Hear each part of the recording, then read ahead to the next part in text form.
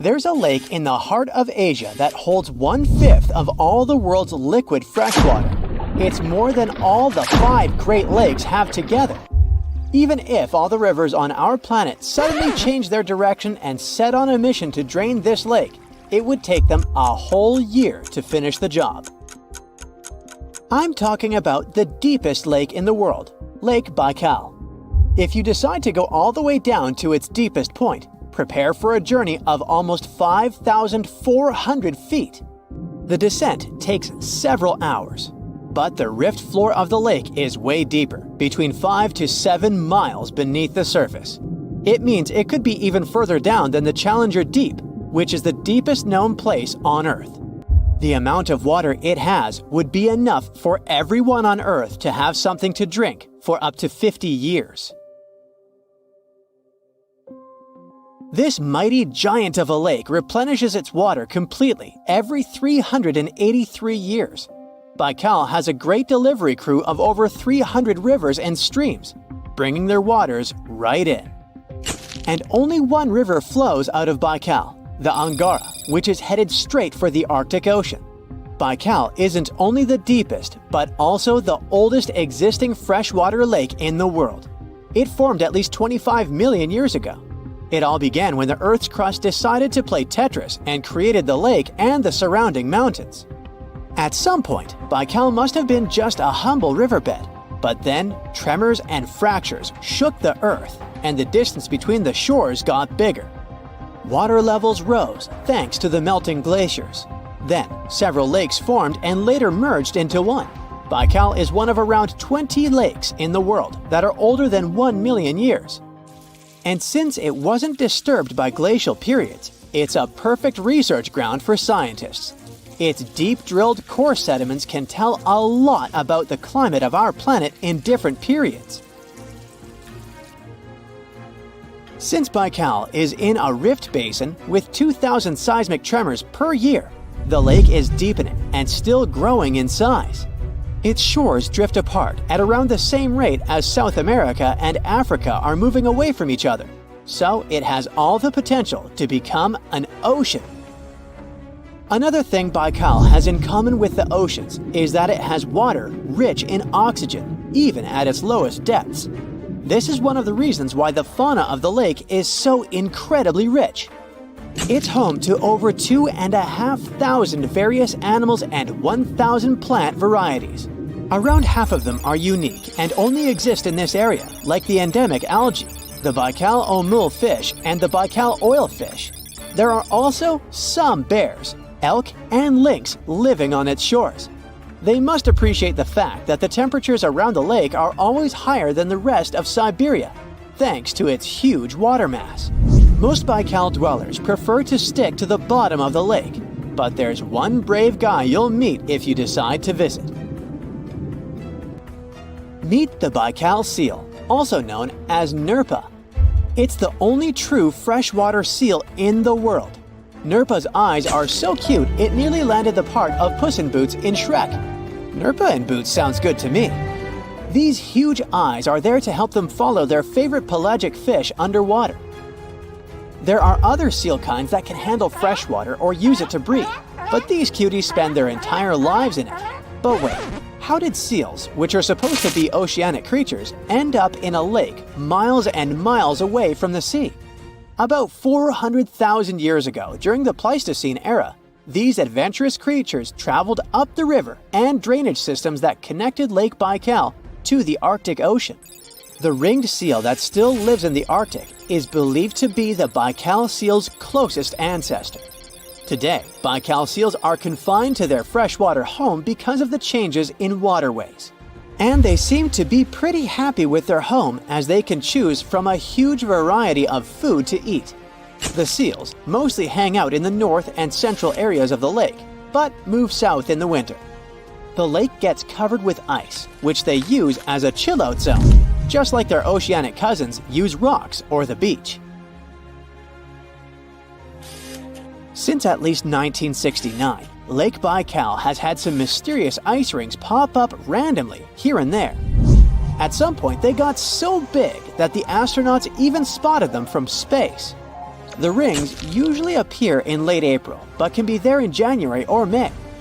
Scientists couldn't crack the code on how these rings form for a while. They had all sorts of theories, and the most popular involved methane gas bubbles from the lake's depths. But then, scientists noticed that some of the rings were in shallower waters, where gas emissions don't happen. So, an international team of scientists decided to solve the mystery. They traveled to Lake Baikal, drilled holes in the ice, and dropped sensors into the water. In 2016, when they started the research, they heard that 2 vans had gotten stuck in the mysterious ice rings. Once they had analyzed the data from the sensors, it turned out that the secret behind the rings was warm eddies flowing clockwise under its ice cover. The currents were less intense in the center of the eddies, so the ice above them was thicker at the edges.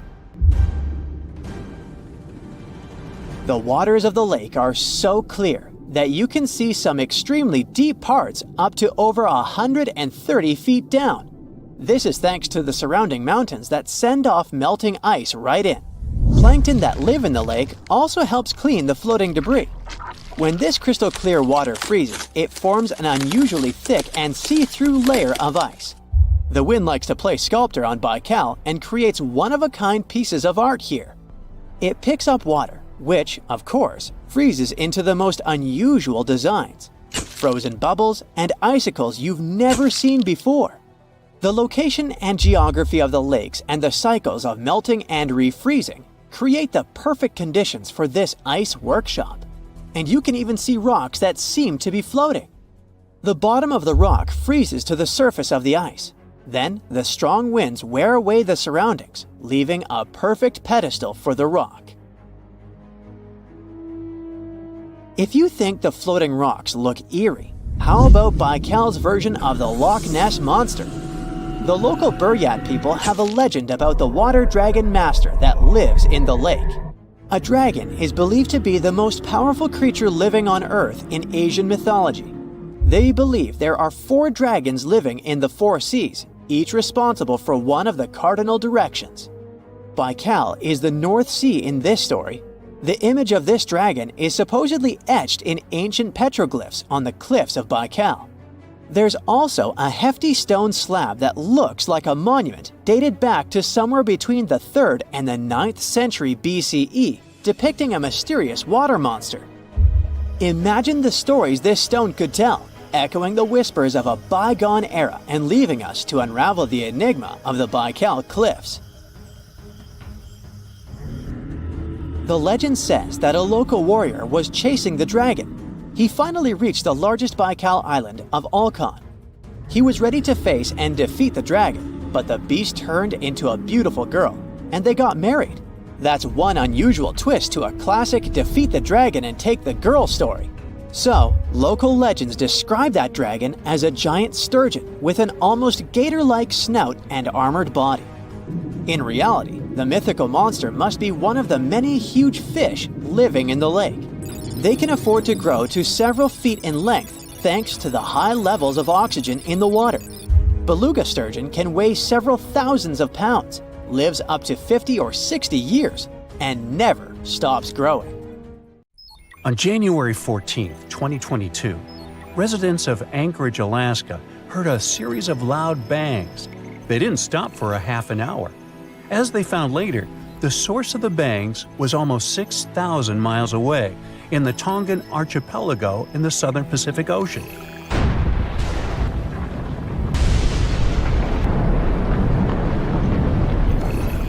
The Hunga Tonga underwater volcano abruptly woke up from its sound sleep. It last erupted at the end of December 2021 after several years of inactivity.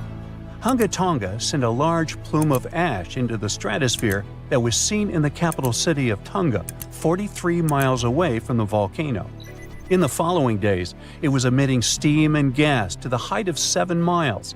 Plus, it was letting out ash that accumulated next to it and even made the island on which it was standing increase in size.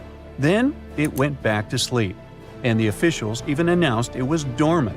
But just a couple of weeks later, it woke up again with a crazy force. It sent ash clouds 12 miles into the atmosphere. It blocked the sun in some places and rained down from the sky. The sound waves from the eruption traveled around the planet several times. People in Fiji heard a sound that reminded them of thunder. Some booms even reached Canada. Shockwaves went around the Earth 4 times in Japan and Utah, and at least twice in Massachusetts. The eruption caused tens of thousands of lightning flashes. It also triggered a mega tsunami hundreds of feet high. It caused damage to buildings and infrastructure, such as underwater cables. The extreme waves traveled all the way to the California coast, and there was an unusually high tide along the Pacific coast of Canada. Scientists studied seismic data to understand what caused such a massive eruption. Their research models showed that there was a big blast, likely because gas got trapped in rocks, like how a pressure cooker works when it's overcooked. This blast released a huge amount of energy, as much as 5 of the biggest underground nuclear tests.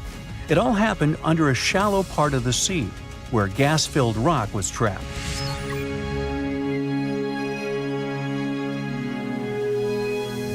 Now, normally when a volcano erupts, the fumes cause a temporary cooling effect on the Earth's surface. But Hunga Tonga's eruption was different. It didn't produce many fumes, but released a massive amount of water vapor, equal to 60,000 Olympic swimming pools. The intense heat of the eruption turned vast amounts of seawater into steam, which then blasted high into the atmosphere. All that water vapor ended up in the stratosphere, a layer of the atmosphere that's too dry to form clouds or rain. Scientists don't have any observations of volcanic eruptions like Hunga Tonga to predict its long-term effects on our weather patterns. This is because the only way to measure stratospheric water vapor is with special satellites, which have only been around since 1979, and there hasn't been an eruption similar to Hunga Tonga in that time. In fact, the Tonga eruption is the most well-recorded blast of its kind in recent history. Scientists had lots of tools to study it, like satellites that took pictures from space and sensors that listened to the vibrations and movements in the Earth. There was a similar eruption in 1991 at a volcano in the Philippines, but back then, they didn't have as many advanced tools as they do now to study it closely. Experts from different countries looked at satellite data right after the Hunga Tonga eruption. They wanted to find out how long water vapor would stay in the stratosphere, where it would go, and of course, what this would mean for the planet and for all of us. The first big result of the eruption, at least partially, was a huge hole in the stratosphere that was hanging on for several months in 2023. By the time it appeared, the water vapor had reached the polar stratosphere over Antarctica. But Hunga Tonga ended up with just a minimal effect on global average temperatures, at least for now. Let's just hope it won't repeat the story of Mount Tambora volcano in present-day Indonesia. Over 2 centuries ago, in 1815, this bad guy interrupted and caused the year without a summer. In the following year, the winter was unusually cold and wet across Europe and North America. There were also some catastrophic tsunamis, destroying homes that took 10,000 lives and 80,000 more who fell ill in the aftermath. Now, you can't miss an event like Hunga Tonga or Tambora eruption, but some underwater volcanoes are discovered by accident. A passenger on a commercial flight looked out her window above the Pacific Ocean and saw a weirdly colored patch on the water. She thought it could be an oil slick or a floating pumice raft, which is a telltale sign of a recent volcanic eruption. She decided to send a photo of this scene to a geologist. And that's how scientists found one of the largest volcanoes in the world, Havre. It's hiding about 3,000 feet below the surface. In 2012, Havre had a massive eruption that lasted about 90 days. Hot lava poured out of 14 different vents around the volcano's semicircle-shaped opening. Havre is just one of many volcanic systems covered by thousands of feet of water. These volcanoes are the most active on Earth and are part of a giant system called mid-ocean ridges that stretches around the world. This system produces about 75% of all the magma that comes out of Earth's volcanoes each year. It releases over half a cubic mile of lava. When the magma cools down, it forms the edges of new ocean plates, which are like giant puzzle pieces that make up the Earth's crust. A team of scientists studied material left on the ocean floor by volcanic eruptions from the Bronze Age.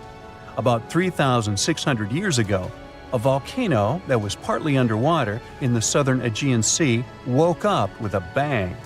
This eruption destroyed the island of Santorini and sent massive amounts of ash, rocks, and gases into the air. It left behind thick layers of ash and rock that settled in piles on the ocean floor. Scientists have been studying the ancient Santorini eruption for several years to figure out what happens during such massive ones. Their research helps explain how future volcanic eruptions could affect the weather on our planet. The study also helps scientists understand the strength of the eruptions, how high the eruption columns might go, and the sizes of the waves that form when all that ash and rock settles into terraces on the ocean floor. This information will help predict the dangers of future eruptions. Now, when a volcano erupts, the last place you want to be is inside it. But scientists did it for you. Well, kinda. They produced a smart new imaging technique that uses the best ideas from medical imaging and optical telescopes. Matrix imaging, that's what it's called, makes it easier to understand what's happening underground, even when there aren't many sensors available. These sensors, called geophones, detect and record the movement of seismic waves, which are vibrations that travel through the Earth. By studying these waves, scientists can learn about the distinct types of rocks and how they are arranged beneath the surface. The researchers test their method on a volcano in Guadalupe in the Caribbean Sea. There aren't so many geophones on this site, but the scientists combined the data from multiple geophones thanks to this new tech. They used a special trick called the memory effect to reverse the distortions that happen when seismic waves bounce off different underground materials and figure out what the original signals look like. The researchers could clearly see the structure inside the volcano down to a depth of about 6 miles, with incredibly detailed images in a resolution of over 300 feet. They found out that there are many layers of magma stored underground. These layers are connected to other deep parts of the Earth. Knowing about these layers and how they work could help scientists make better guesses about when a volcano might erupt. If they can do that, they might be able to warn people earlier and keep them safe from dangerous eruptions. Lake Michigan is one of the largest and most mysterious freshwater lakes in the United States. And now, deep inside it, scientists have stumbled upon something unexplainable. Vast, round craters scattered all across the lake's floor. It all started in 2022. A team of researchers wanted to map the lake's bottom and look for some shipwrecks. At first, they were sure it's going to be just some typical rocky terrain or sandy patches. But what they saw on their sonar screens stopped them cold. Strange circular shapes that looked almost too perfect to be natural. They were hiding about 500 feet beneath the surface, in places where the water turns dark and impenetrable. Those guys are huge, ranging from 300 to 600 feet wide. They also plunge nearly 40 feet deep. And there are dozens of them, neatly arranged like some footprints. But the team had no idea what these things were. Then, in August 2024, the mystery only deepened. Using a remotely operated vehicle, they got a closer look at these formations. There were about 40 of them. No one had ever seen anything quite like this before in the Great Lakes. What could have created those craters? Could they be ancient? Perhaps remnants of some geological event lost to time? If that's the case, it's weird how long these holes have likely been sitting there, undisturbed. Theories started popping up. One possibility was that they could be sinkholes or dolines. Those are basically holes that suddenly appear in the ground when the surface layer collapses. The rock beneath the surface, often made of limestone, gets slowly dissolved by water over time, creating voids underground. When the surface of those voids can no longer hold its own weight, it caves in, and this forms a hole. Think of it like when you poke a straw through the lid of a drink. Sinkholes can be small dips or huge, spanning up to 2,000 feet. They can happen gradually or all at once. Sometimes they can swallow entire cars or even buildings. And Lake Michigan sits on limestone bedrock.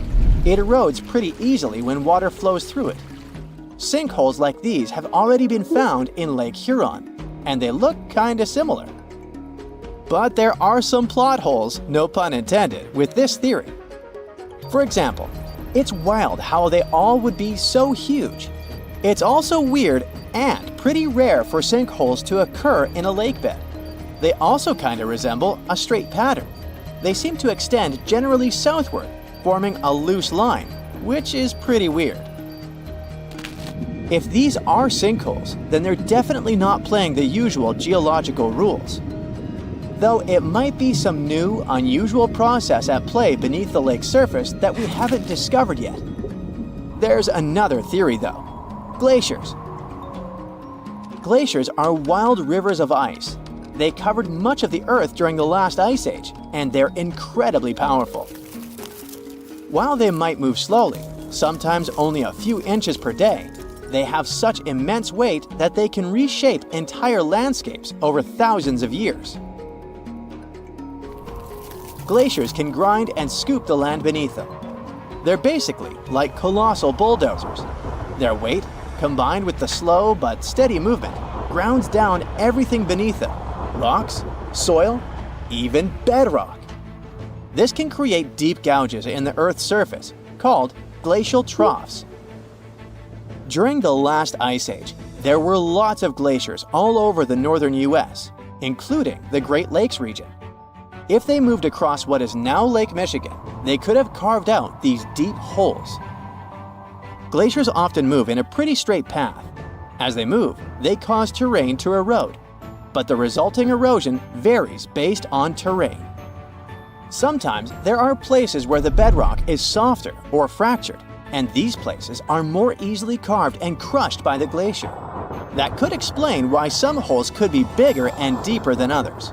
Harder bedrock is less affected. But usually this leads to rounded, crescent-shaped depressions known as chatter marks. Those marks are more like grooves rather than circular, big craters like those in Lake Michigan. Once the glaciers melted, the Great Lakes themselves formed. If the craters were formed by them, they may have filled with water, becoming part of the Michigan Lake. Though this theory is more like a speculation, so we need more evidence. But there's another layer to this mystery. The craters are not just curious geological formations. They actually may hold valuable clues about early life on Earth. Parts of Lake Michigan, especially dark ones, are relatively low in oxygen. It's like a lighter version of deep ocean environments that often have very little of this element. For example, hydrothermal vents deep in the ocean, underwater openings in the Earth's crust with some hot, mineral-rich water that are often very low in oxygen. But some organisms love places like these. For example, opossum shrimp. Teeny tiny shrimp-like creatures that love cold, deep waters. They get their name because they have a pouch to carry their young until they're ready to be on their own, like an opossum. Or deep-water sculpin fish, small bottom-dwelling fish that also enjoys cold lakes. They're well adapted to living in dark waters and usually stay close to the lakebed. And weird organisms like invasive quagga mussels, which kinda look like shells. These are small freshwater mussels that have spread there to the Great Lakes. They attach themselves to hard surfaces and can cause problems for ecosystems by competing with native species for food and space. All these guys could be in Lake Michigan, and even more. There might be microbes or even bacteria that are specially adapted to these harsh conditions, just like it was in Lake Huron. There's only a handful of creatures that could survive deep within these craters, and studying them could give us insight into how life once flourished in Earth's ancient, oxygen-poor oceans. That's because it's in places similar to these, where some of the earliest life forms thrived. Early Earth had an atmosphere with little oxygen, although it was much more hot, and ancient microbes adapted to this. The Great Lakes, especially Lake Michigan, have always had a bit of a ghostly reputation. Like even this mission was organized to study the shipwrecks. There were about 6,000 of them in the Great Lakes. Many of these wrecks are still sitting on the lake beds, preserved by the cold, fresh waters. And shipwrecks aren't the only strange things tied to the Great Lakes. Over the years, there have been stories of unexplained disappearances. Boats and even planes have vanished without a trace. The lakes, often calm on the surface, can suddenly turn dangerous with unpredictable storms and massive waves, leading to these mysterious events. Not even mentioning all the creepy stuff people notice there over the centuries, such as ghostly lights above water or bizarre weather patterns like eerie, sudden fogs that seem to appear out of nowhere. In 2007, they even discovered some prehistoric structure that looks like Stonehenge there. Well, it was way smaller, but still. It lay about 40 feet below the surface in the heart of Grand Traverse Bay, and it's speculated to be about 9,000 years old, way older than Stonehenge. Looks like this is a print of those who lived in the area thousands of years ago. These massive stones are arranged in a careful, winding pattern stretching over a mile. They range in size from basketballs to compact cars. But one, in particular, stands out. A boulder 3.5 to 4 feet tall, 5 feet wide. It's etched with the image of a mastodon, a creature that roamed the Earth about 11,000 years ago before it went extinct. It probably sank there during the end of the last ice age we mentioned. This period had reshaped the region. This place is underwater now, but back in the day, it was still dry land. So the stones were probably created by people who lived there, though we're not sure why. Were they used as hunting blinds? Or was it some sort of an ancient calendar? Who knows? Only about 15% of the Great Lakes floors have been explored. Now, scientists are gearing up for a deeper dive into this mystery, both literally and figuratively. They want to analyze the lake beds surrounding the craters, hoping that maybe something in the environment around them might have caused them to appear. They have initiatives like Lakebed 2030. These missions should map the entire underwater landscape. This would help us learn tons of interesting stuff about Lake Michigan and our planet's past. Who knows what other secrets these dark waters hide? You can find many picturesque lakes in Louisiana, but one of them stands out among all the others. This deep lake is calm and beautiful, but its origin is closely connected with the story of a large-scale disaster that changed the entire ecosystem. A catastrophe that people managed to miraculously survive. And this disaster happened because of a mistake of just one person. To discover the incredible history of Lake Peigneur, let's move back in time to more than 40 years ago. So it's 1980, early morning of November the 21st. Several workers start their shift. They continue searching for oil. A drill on an oil rig in the middle of the small Lake Peigneur is an important part of this process. The depth of this lake is about 11 feet. If a grown-up person stands on its bottom and raises their hands, their fingers will reach the surface of the water. Everything goes without problems at first, but then the drill stops. It seems to have jammed at the bottom. Workers try to free the drill, but they can't do it. The engine gets overloaded, and people hear a few pops coming from below. At this moment, the entire rig begins to lean toward the water. The workers on the platform realize that something terrible is happening, so they run to the shore. A strong rumble comes next. The colossal $5 million drilling rig, with a height of a 15-story building, is slowly sinking into the water. But the lake's depth is no greater than a 1-story building. How is it possible? Imagine the water leaving your bathtub through the drain hole. The same thing is happening to the lake now. The drill has punched a small hole in the walls of a salt mine, whose tunnels run through the rock under the lake. And now, millions of gallons of water are pouring into these tunnels. The created pressure is 10 times as great as that in a fire hydrant stream. The miners find out about the disaster. While the water is flooding the tunnels, they're trying to evacuate from the mine. 50 people are making their way through the water and mud using mine carts. A slow elevator can only lift 8 people at a time. It takes 7 approaches to evacuate all the miners. Can you imagine how the people at the end of the line feel? The devastating flood is behind you, and several dozen people and one slow elevator are ahead. Fortunately, all the people managed to escape. The water displaces the air from the mine, compressing it. First, it breaks through all the tunnels, and then it comes out from the ground in the form of geysers. But the disaster doesn't end there. A large funnel forms in the middle of the lake.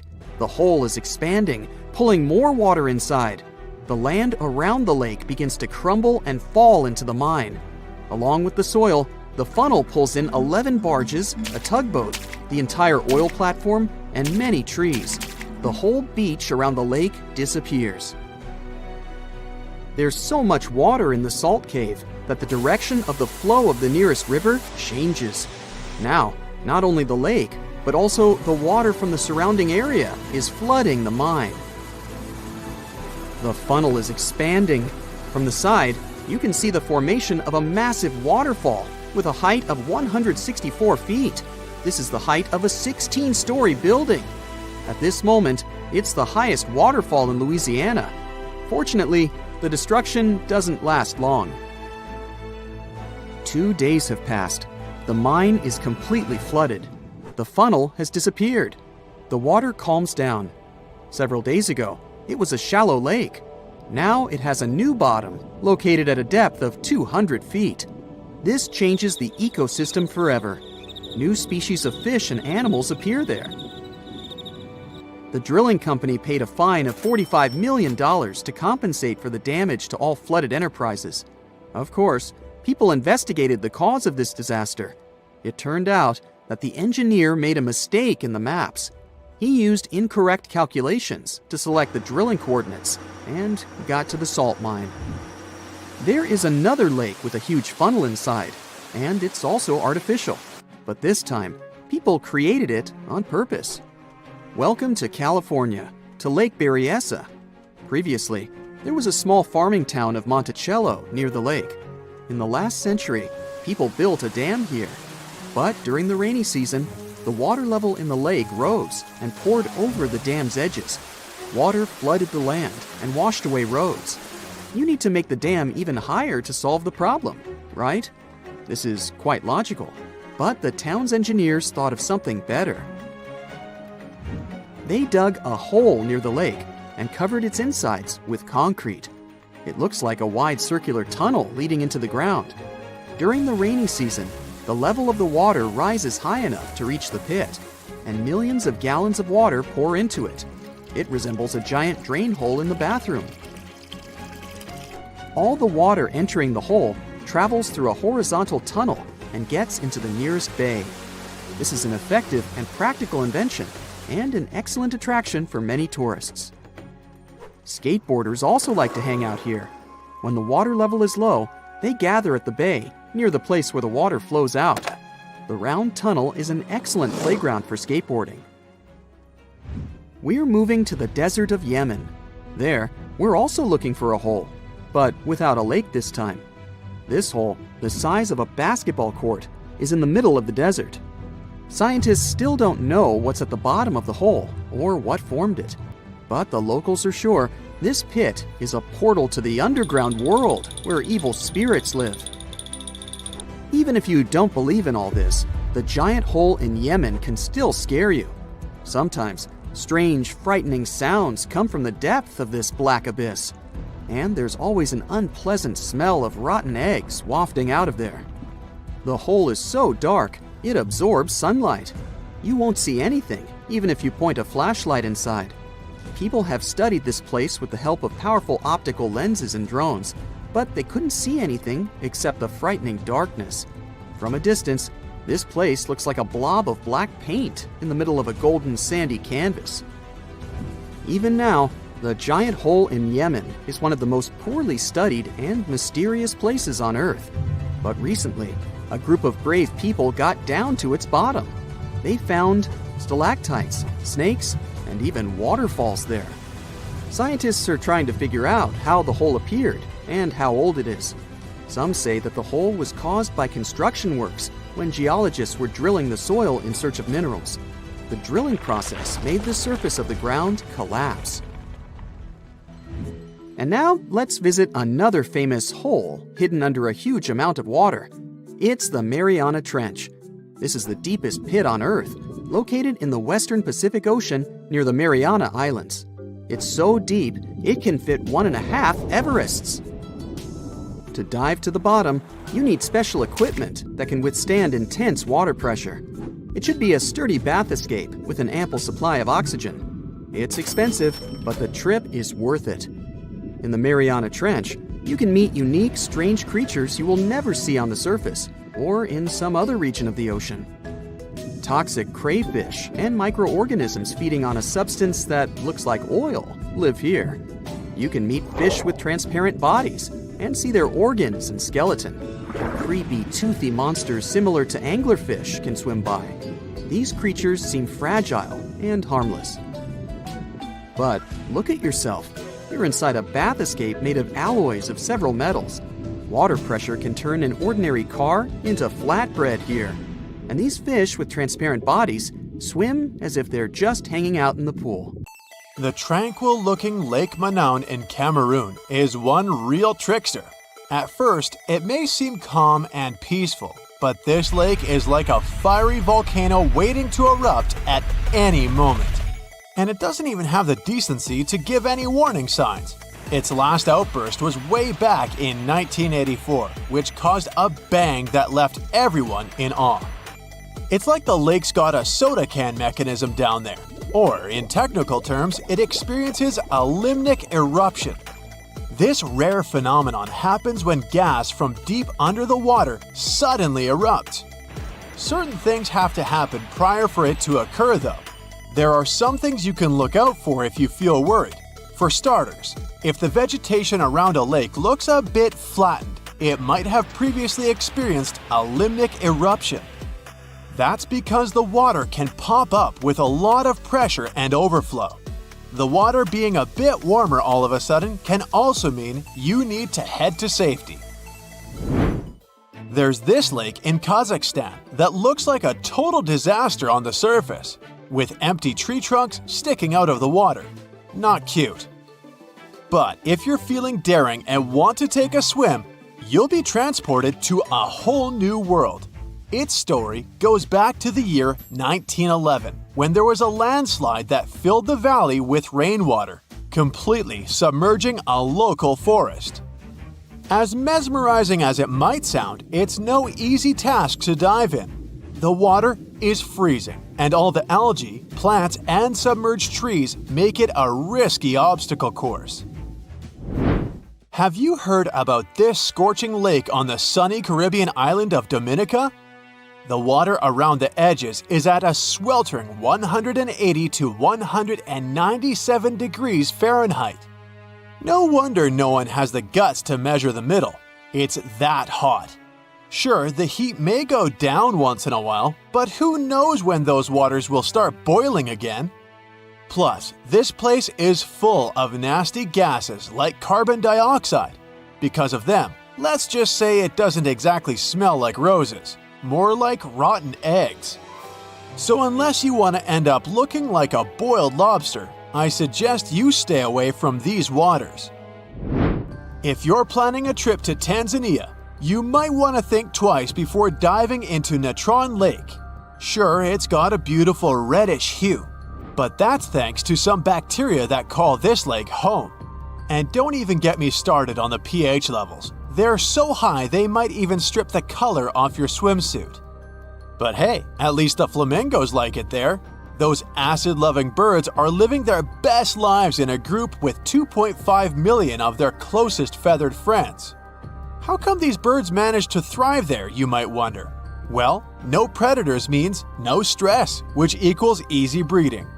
They also love feasting on that fancy bacteria, which makes the water all pink.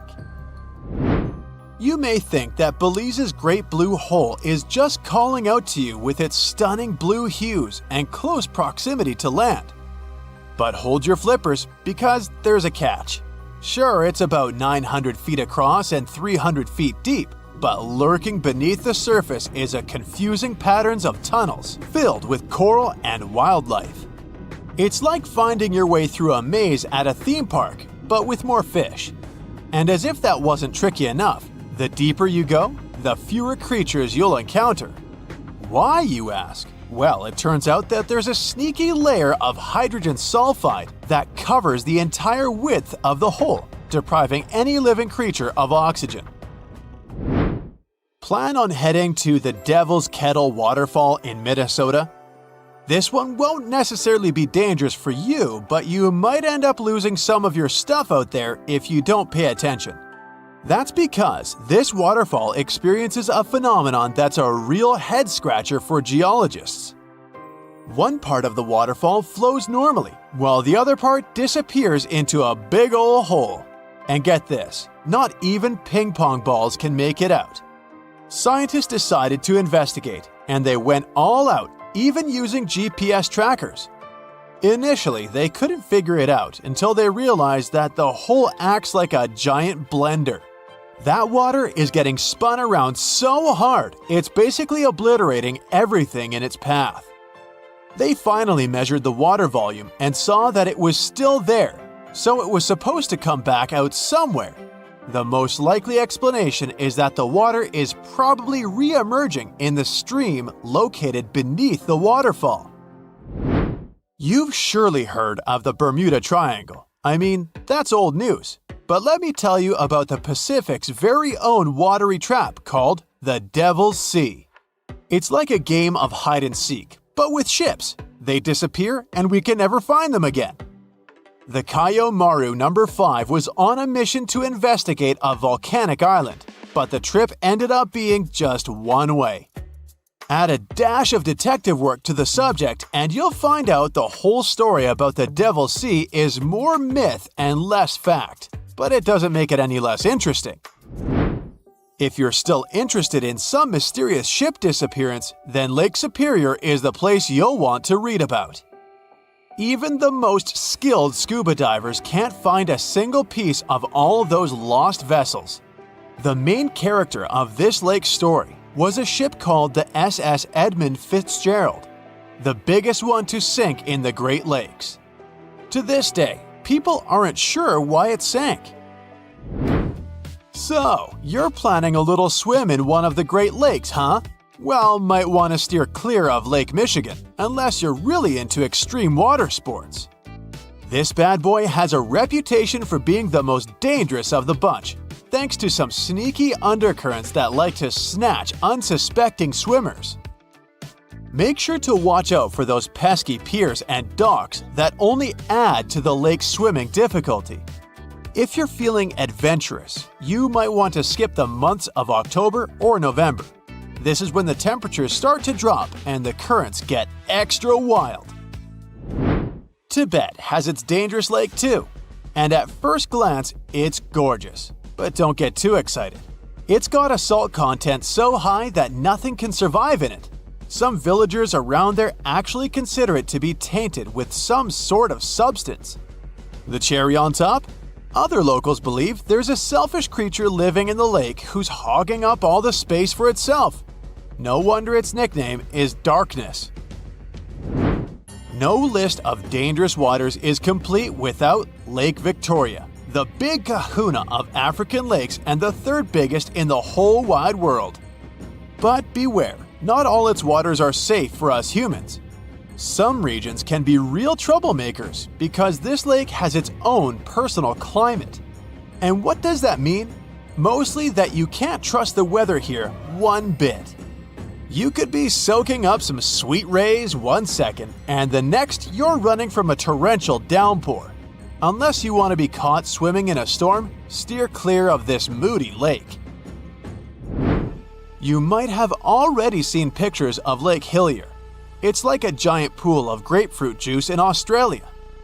Scientists have been scratching their heads over it for centuries because they still can't figure out with certainty why it's pink. But here's the kicker, it's not the only one.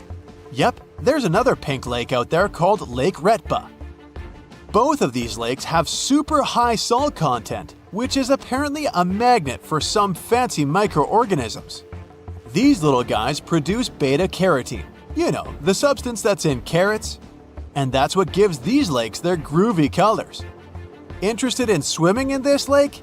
It's not technically dangerous because the water has such high amounts of salt in it. There are no scary sea creatures to worry about. But, on the other hand, you'll need to make sure you don't accidentally take a sip. Drinking highly salted water will make you dehydrate faster than a plant in the desert. Now, the next time you travel the world on Google Maps, check out this lake in Finland that is shaped just like the country itself. This lake was modified by humans in the north of the country and is an exact model of the country on a 1 to 10,000 scale. In the 1980s, Arctic tourism and skiing above the Arctic Circle was booming. A local company decided to build a hotel and plenty of holiday cabins here. The pond, shaped like Finland, was supposed to bring more tourists to the area. They managed to finish it in just 1 week with 2 excavators, a tape measure, and a few sticks. And I must say, they did a great job. If you don't like long elevators, head to Hanover, Germany. One of the outdoor elevators there only travels for a few inches, and the whole experience takes a few seconds. It has become a real star on social media after some tourists posted footage of it, so you might have to wait in line to enjoy your short ride. In case you're wondering what's the point of this elevator, well, it's installed at the local train station. Every inch counts when you're traveling with heavy luggage or have limited mobility, so it's a good way to navigate within the station. Gummy bear fans, you might want to know that your favorite chewy treat has enough energy in it to start a fire show. If you drop 1 gummy bear into an ignition tube with a small amount of molten potassium or sodium chlorate in it, it will quickly disappear in a ball of fire with an impressive fume cloud. First, potassium chlorate melts. Then the melted potassium chlorate breaks down and releases oxygen. The sugar in the gummy bear burns quickly, turning into carbon dioxide and water, which gives off a lot of energy. After everything cools down, you can look at what's left. The black stuff is unburned carbon, the white solid is potassium chloride, and the caramel-looking stuff is partially burned sugar. So we only have 6 muscles in our outer ear, and cats have an impressive 32. That's why they can rotate their ears 180 degrees and use them to show their current mood. If you see the ears are upright and facing forward, you have one happy cat. If the ears are rotated to the sides, sort of like airplane wings, or angled backward, your kitty must be really stressed or afraid of something. Ears held low or rotated to the sides could be a sign the cat is sick, so watch out for those. A stray dog in Brazil got a job as a professional car consultant at a local Hyundai dealership.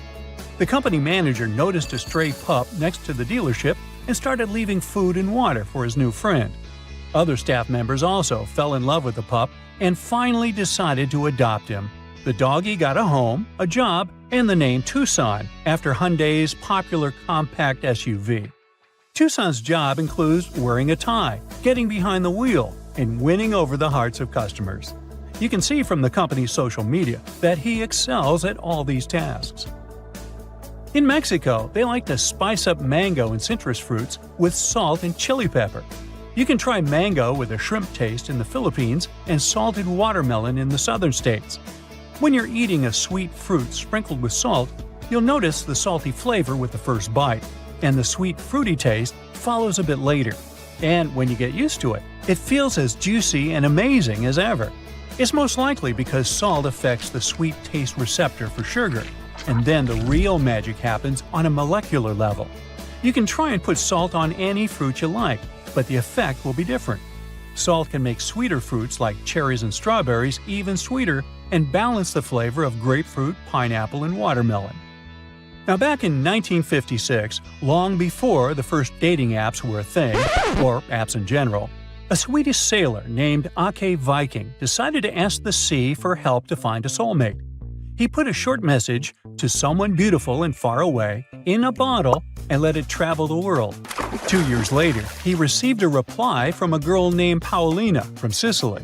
She wrote that she wasn't really beautiful, but she thought it was super cool that the bottle had covered such a huge distance. That's why she decided to let the sender know she had found it. Well, they became pen pals, and after a while, you guessed it, Viking moved to Sicily to marry his one and only Paolina. That unique pattern on your fingertips stays with you for your entire life. If you happen to damage your fingerprints somehow, or develop some skin condition that can change them, they'll still grow back within a month. As you grow older, the skin on your fingertips becomes less elastic and the ridges get thicker, but the pattern still doesn't change. It just becomes harder to scan. If you work as a bricklayer, though, or have to handle certain chemicals, you might lose some details in your beautiful natural pattern. But no worries, once you stop doing those activities, you'll get your fingertips back. Unless maybe you're a meat cutter. If you still believe in the 5-second rule, there's some bad news for you. When your food hits the floor, it instantly becomes a bacteria magnet. Researchers discovered that moisture, surface type, and contact time all play a role in how badly contaminated your food will get. Food with high moisture levels, like juicy watermelon, are more likely to get in trouble fast. In a different study, researchers swabbed the floors around the University of Illinois in a lab, hall, dormitory, and cafeteria to see how many organisms they could find. Even on dry, sterile surfaces, germs relocated onto cookies and gummy bears in less than 5 seconds. For some foods, it took less than 1 second for the transfer to begin. The first Barbie doll was made in 1959, but her great-great-great-grandmother comes from ancient Rome. Archaeologists found some incredible sarcophagi during construction work in Rome in the 19th century. One of those had a 9-inch-long doll next to its owner. The head and body were made from a single piece of ivory. Its arms and legs were separate and connected with a clever nail mechanism, allowing them to move. Its face was so detailed that it looked like a tiny portrait. The doll even wore a tiny gold ring with a key on its finger and had a small ivory box full of jewels, tiny mirrors, bone combs, and the remnants of accessories. But Ken was nowhere to be found. In case you're looking for a new job and you love to cuddle, there might be an opening for you. As weird as it sounds, a professional snuggler is a real job. There are several companies that provide cuddling services and look for staff members who are ready to give hugs and snuggles and listen and support people who really need it. Now, anyone can give hugs to others, but you need to be trained in professional cuddling to make money out of it. You will need to learn to set boundaries with your future clients without hurting their feelings and to mentally care for others without giving away too much of your own personality. Famous scientist Nikola Tesla knew that the whole world would go wireless back in 1900. He mentioned that devices no larger than a watch would be able to transfer signals precisely. Back then, it was a revolutionary idea the scientist got while conducting experiments at one of his labs. Tesla was so confident about the success of his idea that he even convinced famous banker J.P. Morgan to invest money in his project. The World Wireless System involved a tower shaped like a mushroom on the shores of Long Island. It was supposed to transmit messages, phone calls, and images to ships across the Atlantic Ocean. Sadly, because of financial issues, the tower was never finished. Oh well, it all turned out now, didn't it? When we think of active volcanoes, one region comes to mind: the Ring of Fire in the Pacific Ocean. 3/4 of Earth's volcanoes sit within this belt. Compare the area to Australia, which doesn't have any volcanic activity. The old continent of Europe is also calm, or at least we like to think so. Can you guess what the most active volcano in Europe is? If you thought of Mount Etna on the island of Sicily in Italy, you were right. The volcano has erupted about 200 times and has been far from sleeping in recent decades. The last time this happened was in August 2023. The highest mountain in the Mediterranean is 500 million years old. But in Iceland, there is a much younger volcano. It sprang into action on the 10th of July 2023. In the afternoon, 3 fissures appeared in the ground on a peninsula in the southwest of the island. This was at a base of a small mountain peak. Its name means Little Ram in the local language. The volcano spewed molten lava high into the air, There were also gas plumes in the area, but the scientific community wasn't surprised by the event. They already knew about the volcanic area that stretches between the cities of Reykjavik and Keflavik. Its name is hard to pronounce. Hey, I want to buy a vowel. It had already erupted during the previous 2 summers. This activity came after 8 centuries of dormancy.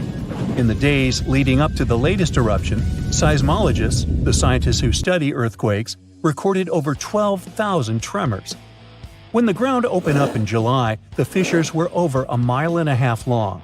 The following morning, 2 of them closed. All the lava was now coming out of the last fissure. It grew into an elongated cone, the simplest shape of volcano we are all familiar with.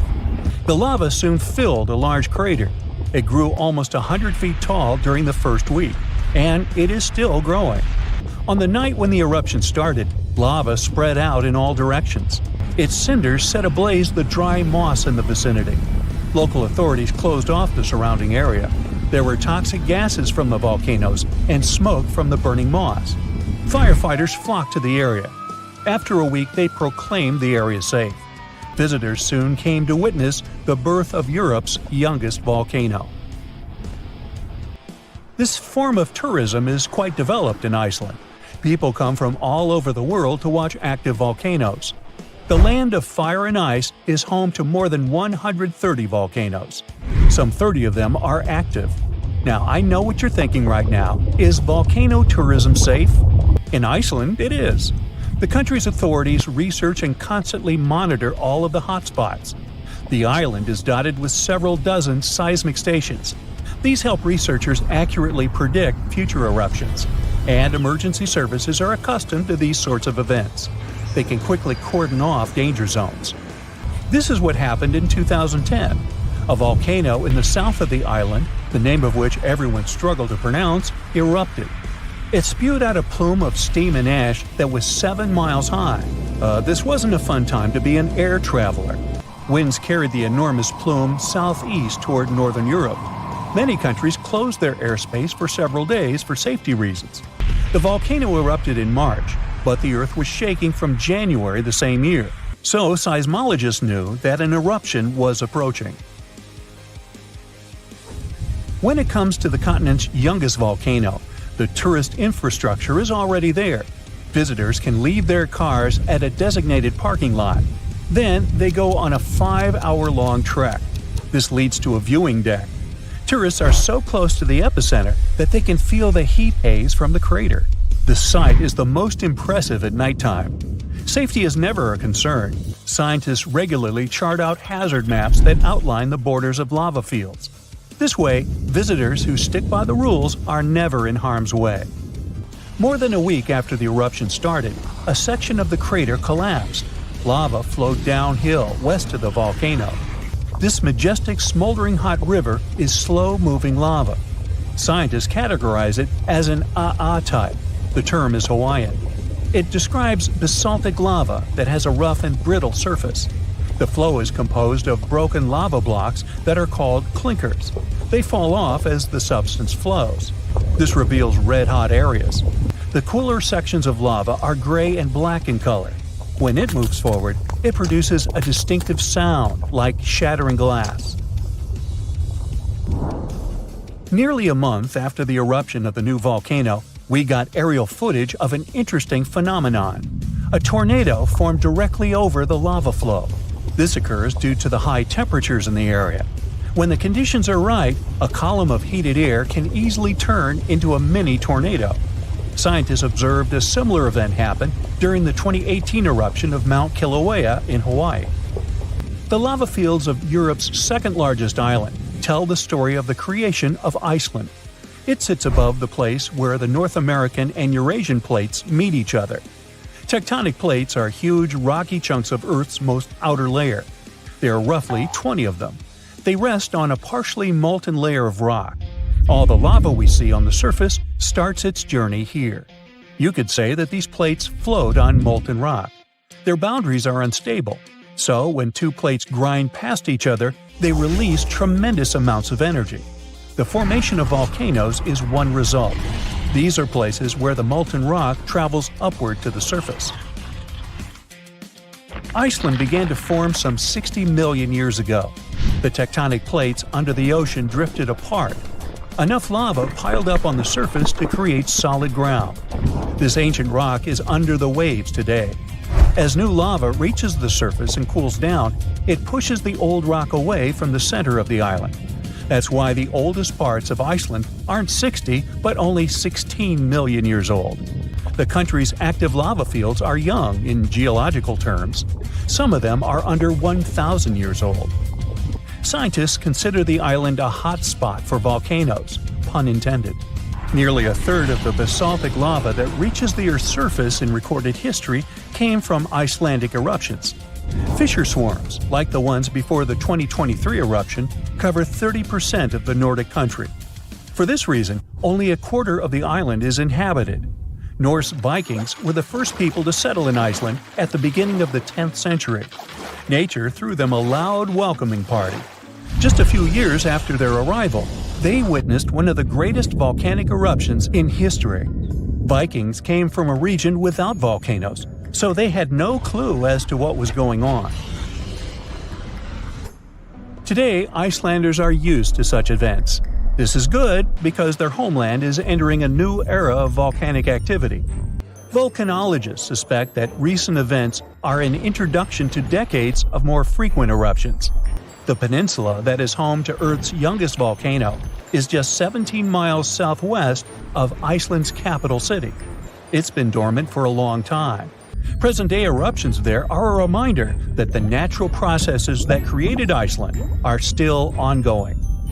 Recently, scientists discovered that there's a historical link between volcanic eruptions in the north of Europe and glaciers. Our planet went through at least 5 major ice ages. These were exceptionally lengthy periods when the average temperature on Earth dropped. The result was the expansion of ice sheets across northern Europe and North America. The last ice age ended some 10,000 years ago. Researchers are still trying to fully understand how these glacial periods affected volcanic activity. They suspect that the sheer weight of all that ice disrupts the flow of magma underground. When glaciers retreat, the pressure is lifted. This makes it easier for lava to flow upward to the surface where it bursts.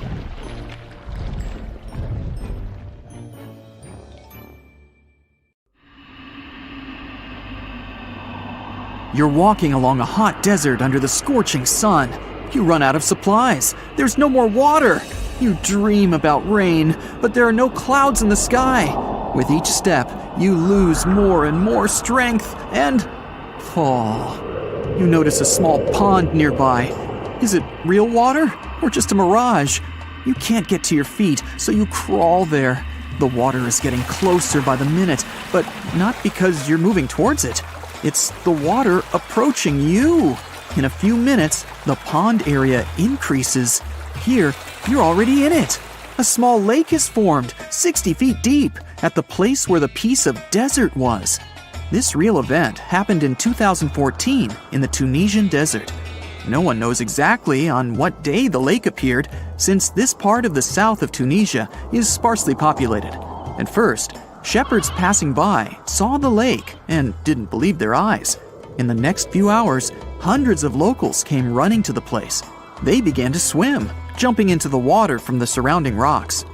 But a few days later, something strange happened to the lake. In the beginning, it was a crystal clear turquoise blue color, but then it turned dark green. People didn't attach any importance to this and continued to swim. They shouldn't have done that. The scientists and geologists arrived and immediately announced that it wasn't safe to swim in the lake. Muddy green water means the lake is stagnating. It's not refreshed, it's not fed by underground springs. Now the lake is filled with algae and a lot of harmful bacteria that can cause serious diseases. They also found out that this region of Tunisia is filled with huge deposits of phosphate. This substance can disintegrate and leave radioactive traces. The lake can be carcinogenic, toxic, and hazardous for any living organism. But people didn't worry about this too much. They walk in the middle of the desert, while the sun heats the air to 104 degrees Fahrenheit. Most of them are unlikely to refuse to jump into cool water. despite the warnings of scientists. Until now, no one knows exactly the reason for the appearance of the lake. Some scientists believe the lake was formed because of heavy rains. The lake is surrounded by rocks and is located inside a canyon. The water could just accumulate after each storm. Some geologists think an earthquake was the cause of the lake. A small seismic activity provoked the rupture of the Earth's rock above the water table, and through this hole, all the water splashed out. And if this theory is correct, then the lake can be pulled back underground through cracks. This is the same as when you pull the plug out of a drain hole in a filled bathtub. Any small earthquake is like pulling the plug out. Therefore, if you find yourself in these places, don't swim in this radioactive lake. We're going to the Caribbean Islands region. Among the clear blue sea, you can find a unique lake. It's located on one of the Paradisical Islands. You may not even notice the lake right away. The entire territory may seem like a huge concrete platform, but the main thing is not to step on its surface. Pitch Lake is a lake filled not with water, but with liquid asphalt. This is the largest asphalt deposit in the world.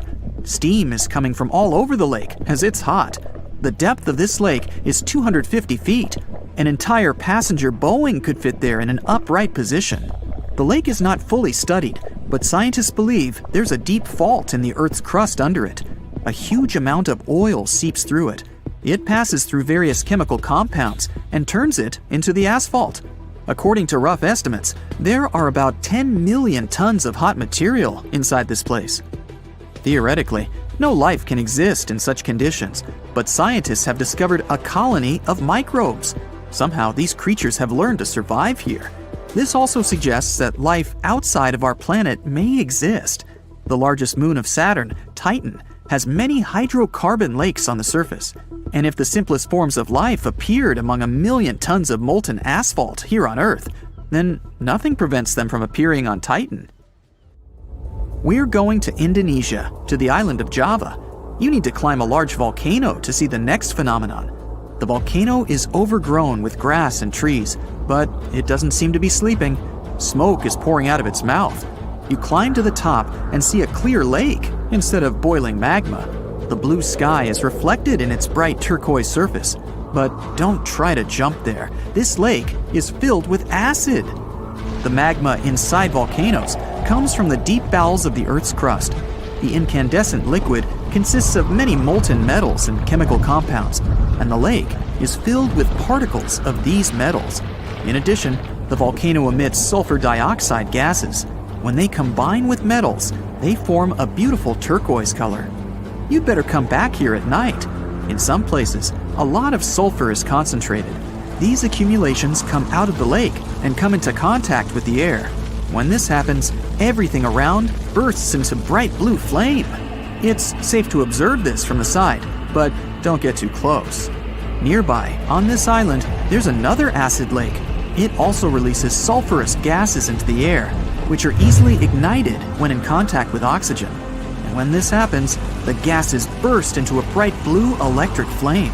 It's difficult to see the flames during the day.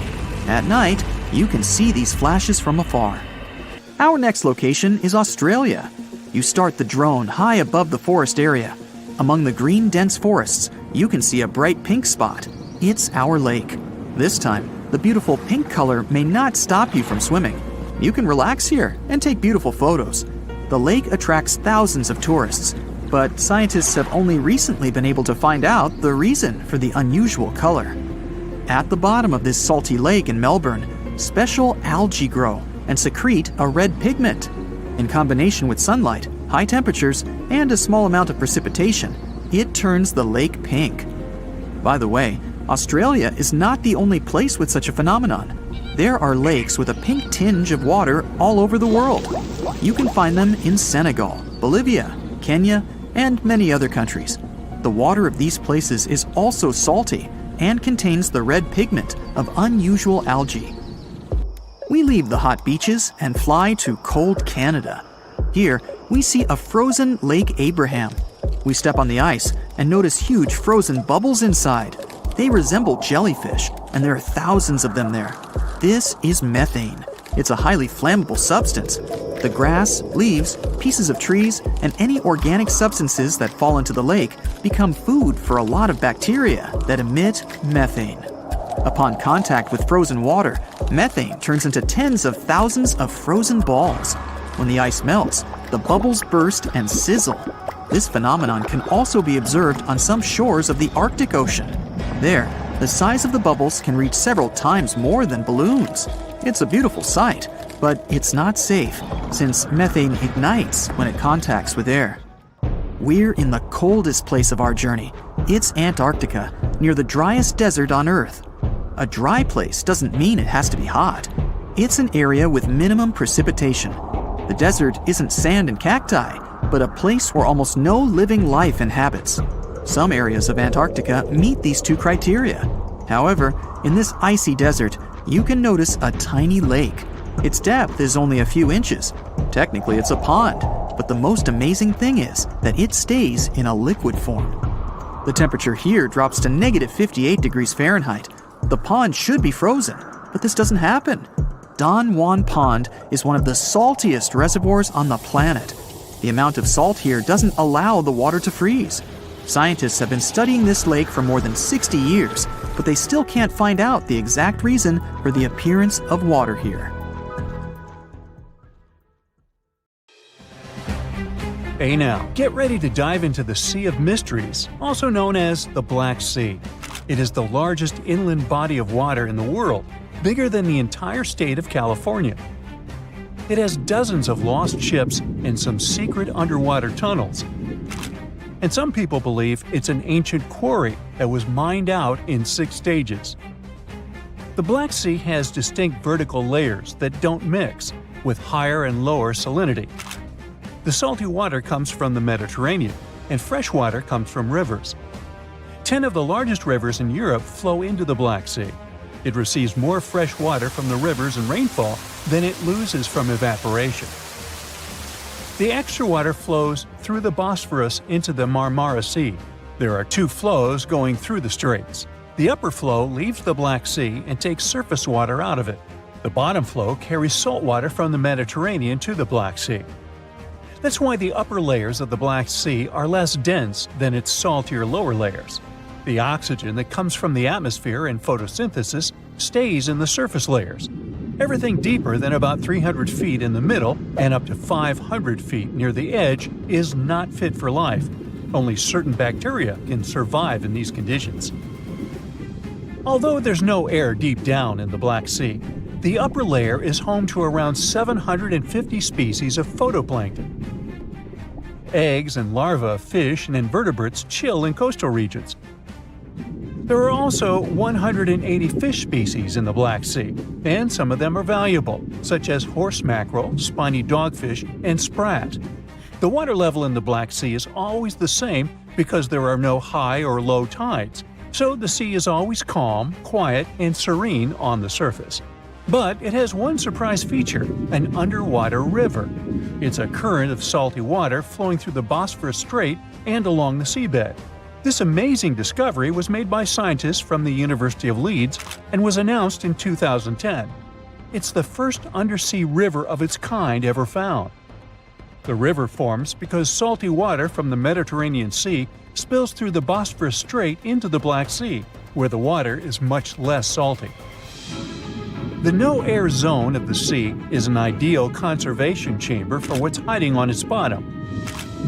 The Black Sea is like a treasure trove for shipwrecks, and we discovered it by accident. Some maritime archaeologists were studying sea levels to see how quickly the water levels rose after the last ice age, and they ran across over 40 previously unknown shipwrecks as a complete bonus. Researchers used 2 remotely operated vehicles to explore the seafloor and the wrecks. Thanks to it, we have a video and detailed 3D images of the ships that were stitched together from thousands of high-resolution photos. According to the New York Times, some of the standout discoveries among the 44 ships found include a medieval training vessel from the 13th or 14th century. Expedition members nicknamed another ship from the Ottoman Empire the Flower of the Black Sea for its beautiful petal carvings. The team also noticed unusual details on other ships, like coiled ropes, chisel marks, rudders, and other carvings. So far, they haven't announced any plans to excavate the shipwrecks, but the ships might be filled with historical treasures like books, parchments, and documents. It's worth a try to rescue them. The most extraordinary discovery in the Black Sea is what archaeologists believe to be the world's oldest intact shipwreck. It has been lying undisturbed for over 2,400 years. This ancient Greek vessel, 75 feet long, was found with its mast, rudders, and rowing benches all still in place, over a mile beneath the surface. Researchers believe the ship was a trading vessel, like those depicted on ancient Greek pottery, such as the Siren vase in the British Museum. This vase, or vase, dating from the same period, shows a vessel carrying Odysseus past the Sirens. The team took a small piece for carbon dating, and the results confirmed it as the oldest intact shipwreck known to humankind. The fact that it's so elaborate and well-preserved deserves a standing ovation for shipbuilders of the ancient world. Without microbes, worms, or other creatures to eat away the wrecks, it's no wonder the ships are in almost perfect condition. If the Titanic had sunk in these waters, we would have found it in a much better state now, not being eaten by nasty underwater microorganisms. Now, there's an interesting theory called the Black Sea Deluge hypothesis, which suggests a huge flood happened around 7,500 years ago. Two geologists in the 1990s suggested that at the end of the last ice age, when the Earth's climate was heating up, ice sheets were melting and sea levels were rising. The Black Sea was a much smaller freshwater lake. It was separated from the Mediterranean Sea by a natural dam at the Bosphorus Strait. As global sea levels rose, the Mediterranean overflowed into the Black Sea basin. They suggest the sea level rose by 6 inches every day, flooded coastal settlements, and changed the environment for good. Samples from the Black Sea floor show a sudden shift from freshwater to marine species around that time, which means there was a rapid influx of salt water. Underwater surveys have also found what look like the old shorelines and human-made structures. So, people were living in areas now submerged by the Black Sea. Plus, the timing of this flood matches up with known patterns of human migration into Europe, Asia, and Africa. They also say this flood could be the terrible flood from the story of Noah's Ark. Critics of the deluge theory say the evidence isn't as straightforward as it seems. Some think the transition from freshwater to saltwater in the Black Sea was more gradual than one sudden flood. They're also debating if people left the settlements before they went underwater or as a result.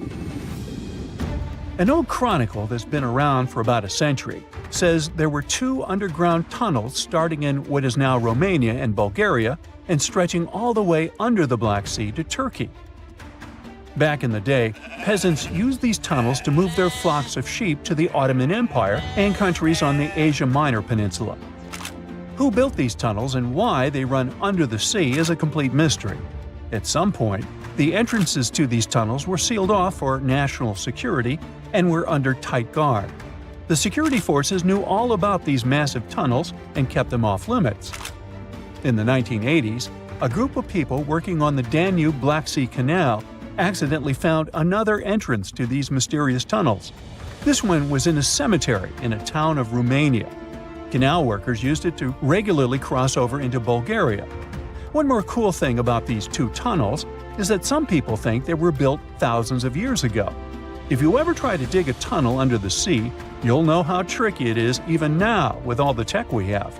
So if the tunnels are really that old, whoever built them was super advanced for their time. Now, there's an urban legend that says that the Black Sea has its own version of the Bermuda Triangle. Fishers describe some wild whirlpool that appears out of nowhere and drags entire flocks of birds, ships, and even small islands under the sea.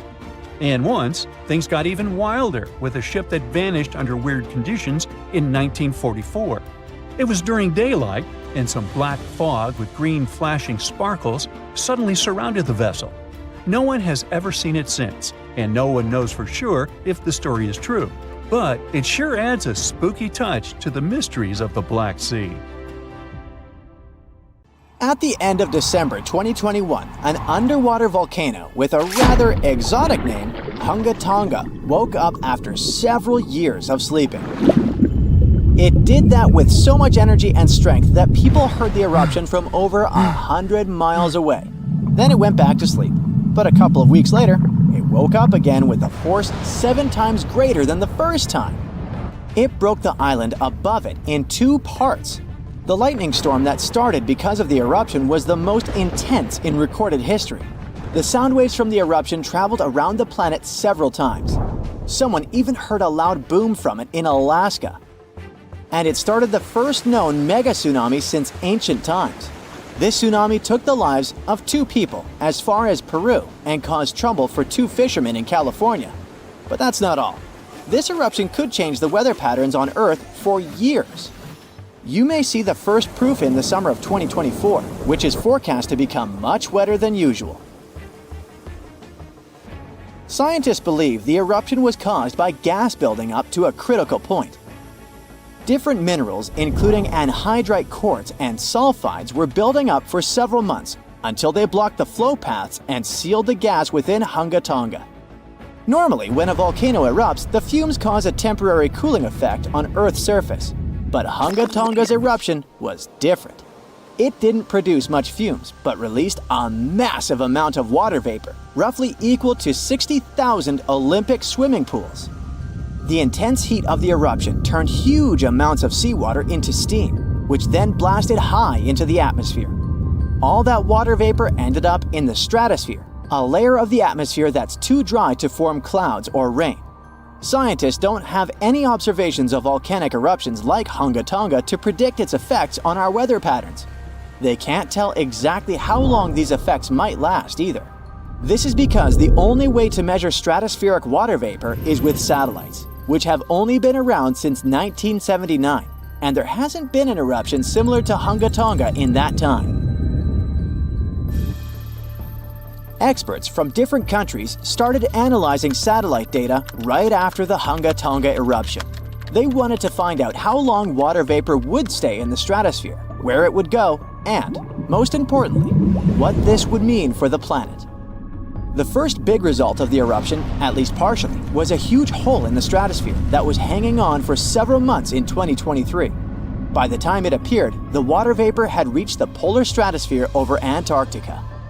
In the following years, there wouldn't be enough water vapor left to enlarge this hole. It looks like Hunga Tonga will have just a minimal effect on global average temperatures. But there are some surprising, lasting regional impacts. One of the scientific models forecasts colder and wetter winters for northern Australia until about 2029. In North America, it predicts warmer winters, and Scandinavia could have even colder winters. This is just one study though, and one approach to understanding how the eruption of Hunga Tonga can change our weather. We do have at least one example from history when a volcano eruption changed the world. Over 2 centuries ago, in 1815, Mount Tambora erupted and caused the year without a summer. In the following year, the winter was unusually cold and wet weather across Europe and North America. A recent study confirms that 1816 wouldn't have been this cold without the volcanic eruption. The immediate effects of the eruption were catastrophic, with tsunamis destroying homes, claiming 10,000 lives, and 80,000 more who fell ill in the aftermath. The eruption of Mount Tambora was one of the strongest in the last 1,000 years. It had ejected an enormous amount of sulfur dioxide into the stratosphere, which quickly spread across the world. It resulted in the coldest year in at least the last 250 years. In May, frost wiped out most of the crops in New York, Massachusetts, New Hampshire, and Vermont. By June, heavy snow covered the ground in Albany, New York, and Dennisville, Maine, and New Jersey had 5 straight nights of frost. The cold continued into late summer, which should have been the harvest season. In July, lakes and rivers were still frozen as far south as northwestern Pennsylvania, and frost stayed in Virginia until late August. Temperatures would drop from above normal summer highs to near freezing within just a few hours. The weather was completely unpredictable. Prices of food skyrocketed. The cost of oats for horses, which were the main mode of transportation, also rose sharply. Some people believe this situation inspired Carl Drees to invent the bicycle in 1817 as an alternative transportation method. Tambora changed weather patterns completely for not just 1, but 3 years. The whole planet got colder, and as crops failed, probably at least 1 million people starved. Scientists don't have solid evidence of volcano eruptions that have taken more lives than Tambora. But the Krakatoa eruption in Indonesia in 1883 is far more famous than Tambora because information about it spread worldwide via telegrams and photos. Its final blast was the loudest recorded sound in history, and people could hear it on 10% of the entire Earth's surface. The eruption started a tsunami with waves about half as tall as the Statue of Liberty. Still, it was less powerful than Tambora's eruption.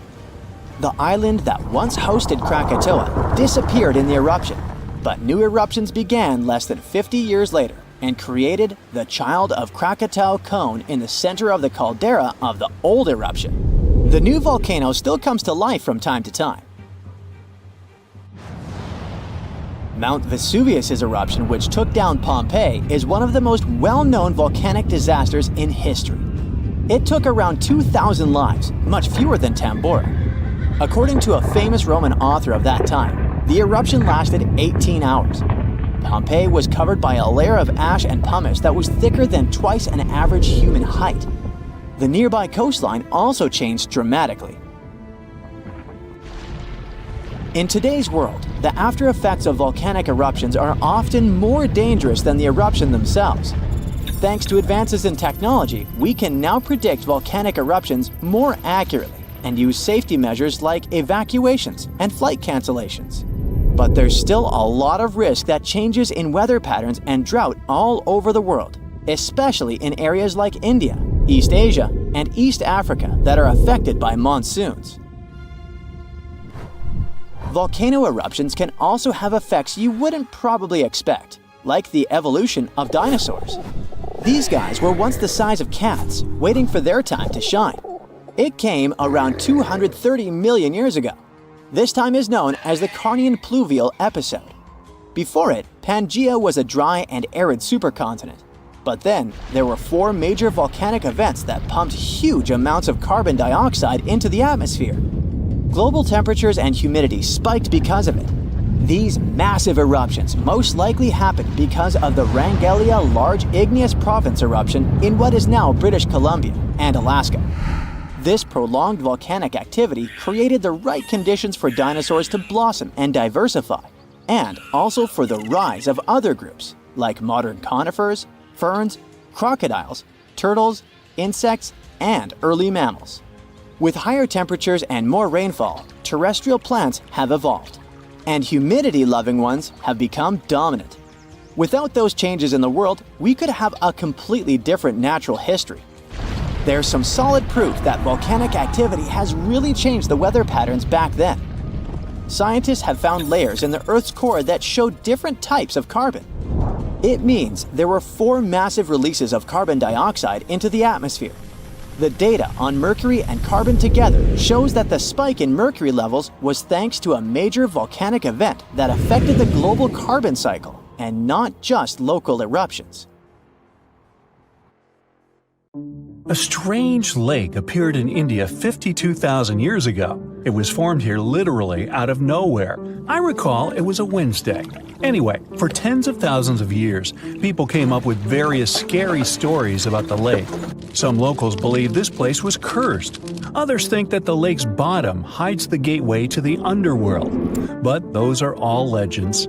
The real reason for the appearance of this Lonar Lake is even more surprising. At first, scientists were sure that the lake was an ancient crater of a long-extinct volcano.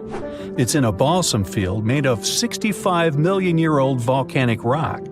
But then, geologists conducted a detailed analysis of the soil and water and found that Lonar Lake had a space origin. Geologists found a unique glass inside the lake that forms only with a strong impact and energy release.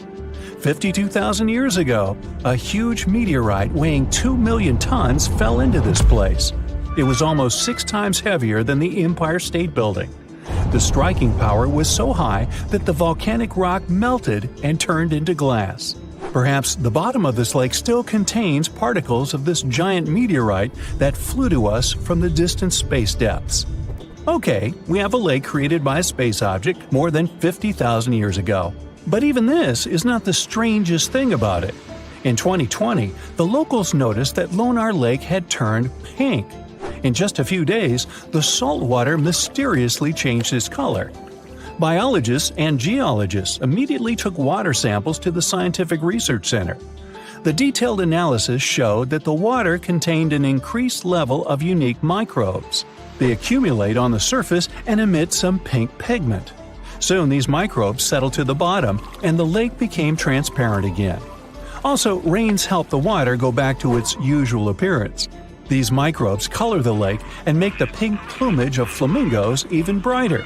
The birds get food from the Lonar Lake and absorb these pink bacteria. Now, Lonar Lake is a popular place among tourists, but this is not the only thing that may surprise you in India. Our next stop is a small village with about 2,600 people located in a hot rainforest. The locals are very hospitable. They welcome not only tourists, but also one of the most venomous reptiles on the planet. King cobras are crawling in almost every house in this village. Locals are happy to see them as if they were their pets. People share water and food with these animals. They even give the reptiles a special corner where they can relax from the scorching sun. Cobras crawl in houses, schools, and even on the streets. Humans and reptiles are used to each other and feel safe. There has never been a case of a cobra attack in the village. It's the only place in the world where these venomous reptiles live in such harmony with people. Now, imagine a town that consists of many little united villages. The residents are all engaged in agriculture. They know how to extract water from ground rocks, and they bargain well. The town has been thriving for several centuries, and people live happily in it. Then, one day, everything changes. All the residents quickly pack up their stuff and run away from their homes. Overnight, the town becomes abandoned. It is a real story that happened in the state of Rajasthan in 1825. And still, no one knows why the people disappeared from there. The most popular version says that the cruel local ruler collected large taxes from the locals. Then he fell in love with the daughter of the chief of this town and threatened that he would collect extra taxes if the girl refused to be his wife.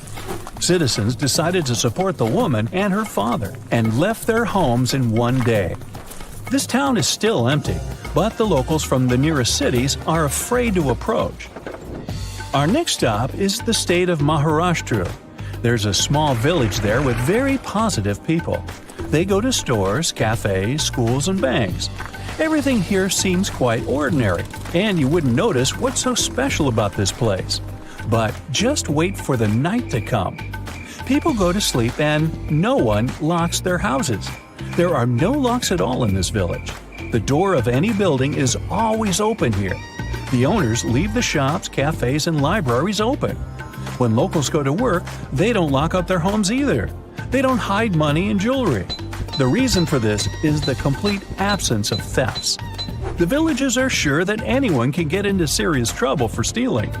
According to a legend, about 300 years ago, after prolonged rains and floods, a large black stone slab appeared in the center of the village. This slab symbolized an Indian mythical creature that watched over the locals. At some point, people stopped locking their houses because they knew that no one would dare to commit theft in that creature's face. In 2015, a police station was opened here, but almost no one has reported an incident since then. The building doesn't even have doors because the police don't keep anyone there. Another fantastic place in India is a village in the state of Assam. Hundreds of locals prepare here for an unusual celebration every now and then. They arrange a magnificent wedding ceremony. They set the table, dress up in beautiful costumes, and bring gifts. And all this for the newlyweds. But instead of people, frogs get married here. Locals hold weddings for wild frogs to summon rain. The incredible thing is that the ceremony looks just like a real wedding. The fun can last all day until late at night. Now, there's one dangerous and inaccessible island in India. You can find it in the Bay of Bengal. It's called the North Sentinel. It's a small piece of land that looks like a tropical paradise. But you won't be able to get there. Since 1956, nobody can travel to this place. The Coast Guard is always sailing around and patrolling the area. The reason for this is the local Sentinelese tribe. This tribe lives isolated from the whole world. They don't know about modern technologies, the internet, or television. For centuries, the Sentinelese have lived on their own, away from civilization. And the people from India want to keep it that way. Anyone who approaches their island is welcomed by the tribe with a flurry of spears and arrows. And it doesn't matter if you're coming by boat or helicopter. Another reason why you can't get on the island is the Sentinelese immune system. The Coast Guard is trying to protect the local tribe from possible diseases and infections that outsiders can bring with them. The locals have no immunity from the flu or even a simple cold. They don't know what that is. Also, there are coral reefs and limestone around the island, which significantly complicates the passage of large ships. Despite all the prohibitions, many people tried to get to the island. In 1880, one officer accidentally discovered this island. He went ashore and found a noble soil ideal for growing coconut palms. The officer also noticed several huts on the island, but didn't dare meet the locals. Explorers and travelers presented the islanders with fish as a gift many times. The locals accepted it, asked for more, but still didn't let them approach their houses. It was also challenging to make friends with the tribe because they communicate in one of the most difficult languages to learn in the world. Scientists and linguists have been studying this language for decades. At the end of the 20th century, outsiders made some progress in building a connection with the tribe. In 1991, a team of anthropologists invited the islanders aboard a large ship.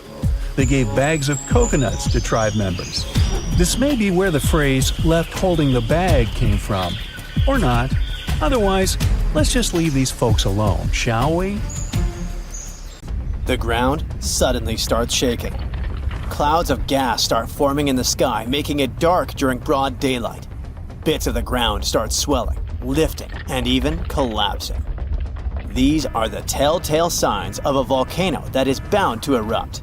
And this is what could easily happen again with Mount Spur. It's only about 75 miles from Anchorage, one of Alaska's busiest cities. More than half of the population of the northernmost state of the US live there. There's also a huge amount of air cargo that passes through its international airport daily. So anytime a volcano this close to such a vital hub begins to get restless, people start paying attention. Just FYI, approximately 350 million people in the world live within the danger range of an active volcano. That means that around 1 out of 20 people live in an area at risk of volcanic activity. Alaskans probably wish that Spur's reawakening was fiction, but it's actually true. The Alaska Volcano Observatory picked up on several of these "I'm about to erupt" signs from Mount Spur. So much so that they raised the alert level to yellow, which means unrest above normal background levels. Spur erupted twice in the 90s, and it was pretty intense. If we were ranking volcanic eruptions on a scale from 1 to 10, these eruptions would rank a 6 or 7. Not that terrible, but still worth 10 to 17 million in damages. However, these numbers are nothing compared to Alaska's 1988 Redoubt eruption, another volcano that erupted and summed up a staggering $345 million in damages. Mainly because its ashes hit aircraft engines, such as the KLM 747 that lost power after all its engines went off due to the ashes. If people weren't paying attention to Alaska's unstable geology before that, well, they surely started to after it. When you think of the hazards of volcanic activity, the first thing that might possibly pop in your mind is Pompeii, Italy. Of course, that's the worst-case scenario, a city being engulfed by lava. Spur may seem innocent compared to Vesuvio, but it still took its toll. The last time it erupted in the 90s, and it threw volcanic aerosols over 60,000 feet into the atmosphere. Let's get our science straight here. Think of volcanic aerosols like liquid particles that are released into the atmosphere during an eruption. These particles are usually created when gases from a volcano, such as sulfur dioxide, combine with water and other particles that exist in our atmosphere. These aerosols can actually cool the Earth's surface since they reflect sunlight directly back into space. And that's not the worst part. It can stay in the atmosphere for several years after an eruption, causing lots of health issues. The eruption unleashed blazing fast avalanches of hot gas and ash called pyroclastic flows, along with thick, muddy floods known as lahars. Oh, and there were also the massive volcanic boulders. These rock chunks were huge, some over 3 feet long, and they blasted out from the volcano like nature's cannonballs, landing more than 6 miles away. All that volcanic heat melted part of a nearby glacier, kicking off debris flows that dammed up the Chakachatna River and created a whole new lake along the valley. Some good came out of Spur's first eruption, though. The main lesson was, volcanic monitoring pays off. The local monitoring was able to reduce the economic damage done by the eruption, especially for a city that has an intense air traffic. Spur is deemed as dormant for the moment, but it could go off anytime soon. You see, volcanoes are classified as active, dormant, or extinct, depending on how much action they're putting on. If it's still active, it's still rumbling and erupting somewhat regularly. Dormant means it's had some recent activity, but it's still lying low for now. And extinct, that's when it's been quiet for such a long time that we figure it's done for good. One of the US's most dangerous active volcanoes is Mount St. Helens. This volcano is actually responsible for the most powerful eruption in US history. Its last blast was so intense, it threw off about 1,300 feet off its summit. Basically, the top of the mountain vanished, and if you thought Mount Spur's ash cloud was impressive, St. Helens wins the competition since it launched its ashes 80,000 feet into the sky. Eastern Washington plunged into total darkness. But it wasn't just that. In a matter of 3 minutes, the eruption hurled 3.7 billion cubic yards of blazing rock and dust, enough to fill 1 million Olympic-sized pools across 230 square miles of lush forest. Actually, the earthquakes that anticipated the eruption started weeks before May 18, 1980. A ground shake of magnitude 5.0 went off, triggering a landslide on one side of the volcano. By the end of the official eruption date, 57 people had lost their lives. Nearly 7,000 big game animals like deer and elk were wiped out, and millions of birds laid scattered on the burnt earth. Researchers don't think St. Helens will blow at the same magnitude again anytime soon, but they're keeping an eye on it, because this volcano is not exactly finished. By the way, the word volcano comes from the Roman name Vulcan, which was the Roman deity of fire, and they often happen at the meeting point of tectonic plates, which are the pieces of the Earth's surface that fit together like a jigsaw puzzle. The so-called Ring of Fire, located in the Pacific Ocean, is the world's danger zone when it comes to volcanoes. It contains between 750 and 915 active volcanoes. The largest volcano located in the Ring of Fire, also the largest active volcano in the world, is the Mauna Loa. It's over 13,000 feet high, and it's located in Hawaii. Researchers say that Mauna Loa has been erupting for at least 700,000 years. Its most recent eruption began on the 27th of November 2022, and it lasted until December 13th. It's been quiet since the 80s until it decided to wake up again. Thanks to constant monitoring by the Hawaiian Volcano Observatory, it didn't cause any casualties when it last erupted.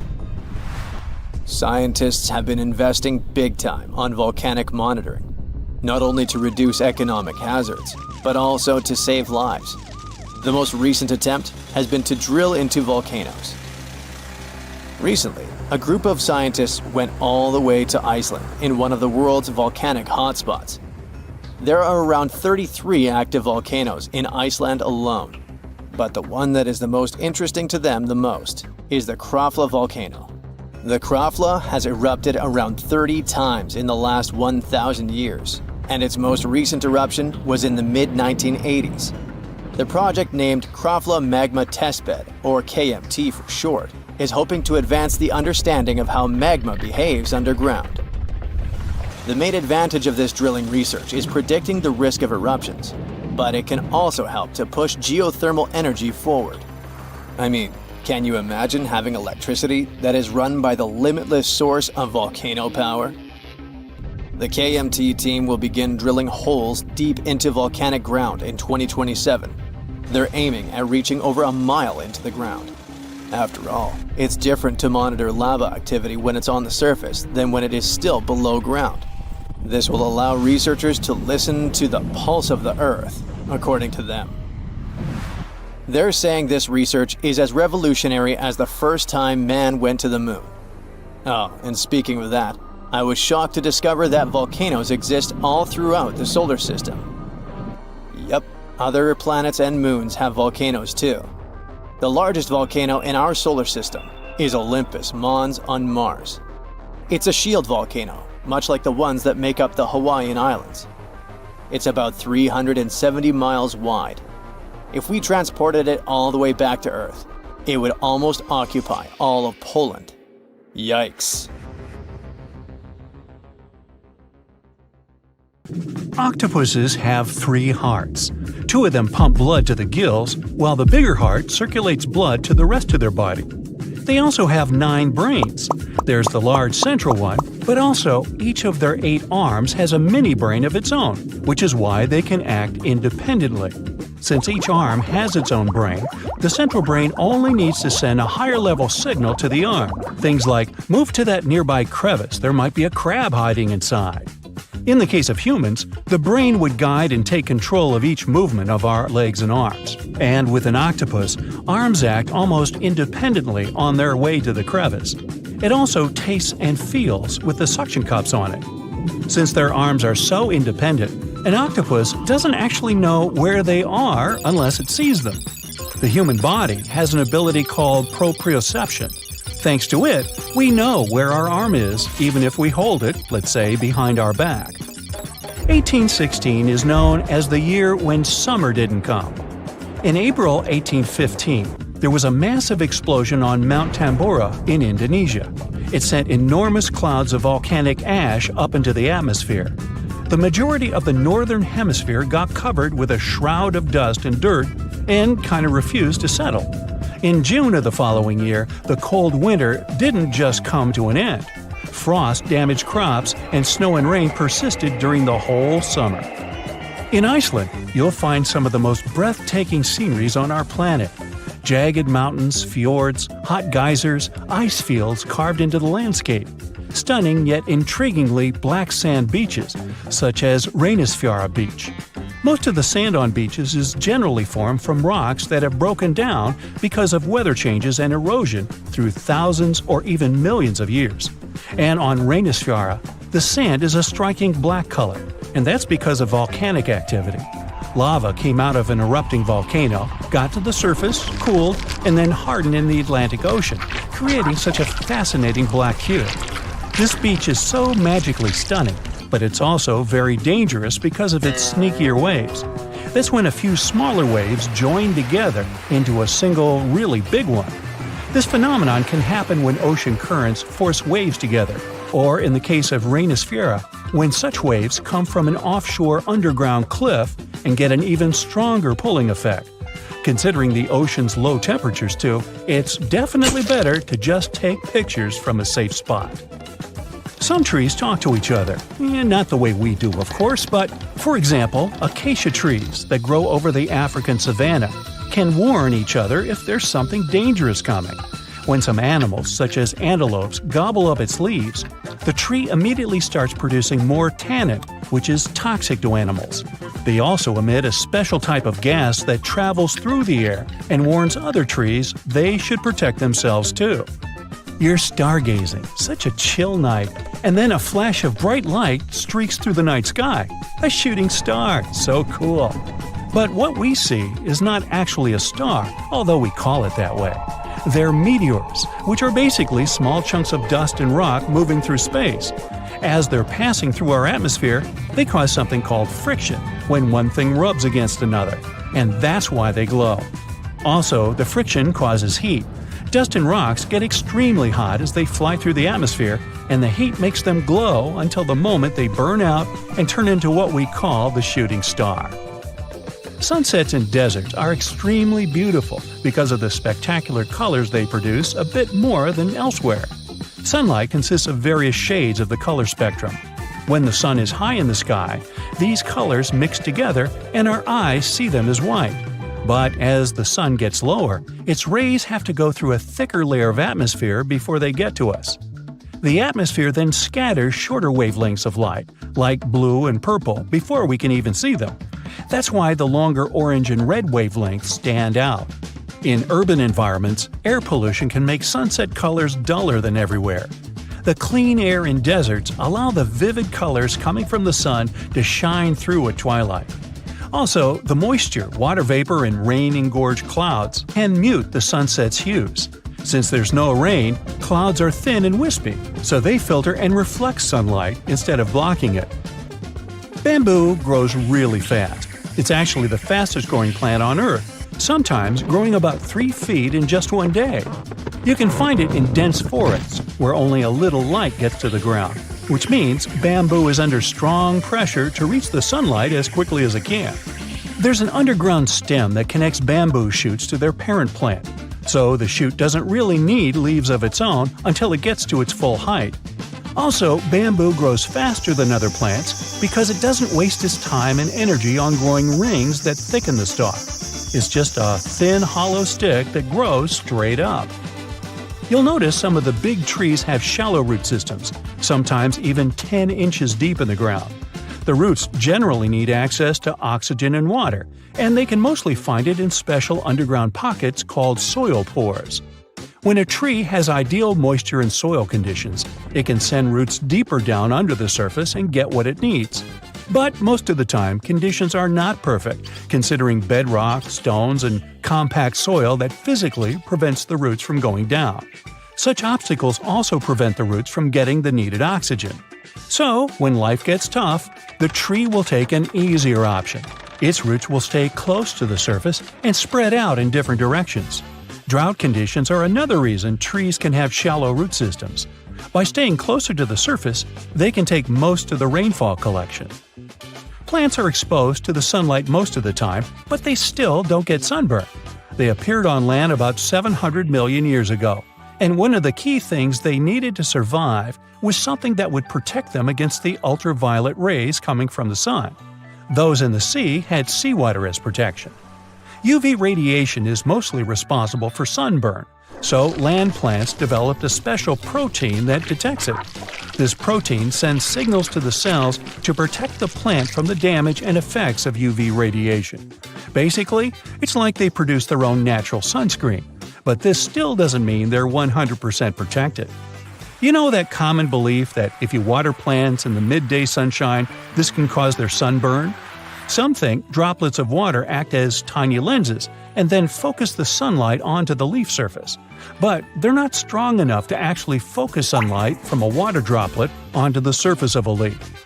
It's just that their natural sunscreen doesn't mean total protection. Too much exposure to UV radiation damages cells in the leaves and bark of the majority of plants. Earth's core is as hot as the surface of the sun. You'd think it could easily melt our entire planet, especially since the core is only 1,800 miles away from the surface. If the sun were so close, we'd be like French fries. But we're alive because the center of the sun is surrounded by a mantle of rock that's mostly solid. The crust we walk on actually floats on that mantle and protects us. If the sun was close, we'd only have empty space to protect us, and you and I wouldn't be talking. Also, to melt the entire planet, you'd need way more energy than the heat in its core. So there. Let's check out one interesting town surrounded by mountains and woods in upstate New York. This place sits right on a big lake, and the city is called Lake George. People like to come here to go fishing, boating, and take up other water activities. You can meet many fishers, athletes, and a screaming man standing by the shore. Lake George is one of the most popular places in the northern part. Wait a minute, what? A screaming man? What does it mean? Yeah, people come to the shore, look towards the lake and the mountains, and just scream loudly. It looks pretty weird from the outside. Here's a young guy screaming, then he leaves, and a girl stands in his place. She starts screaming too, and then she offers you to do the same. Okay, you come to the spot where she was standing, turn towards the water, and shout.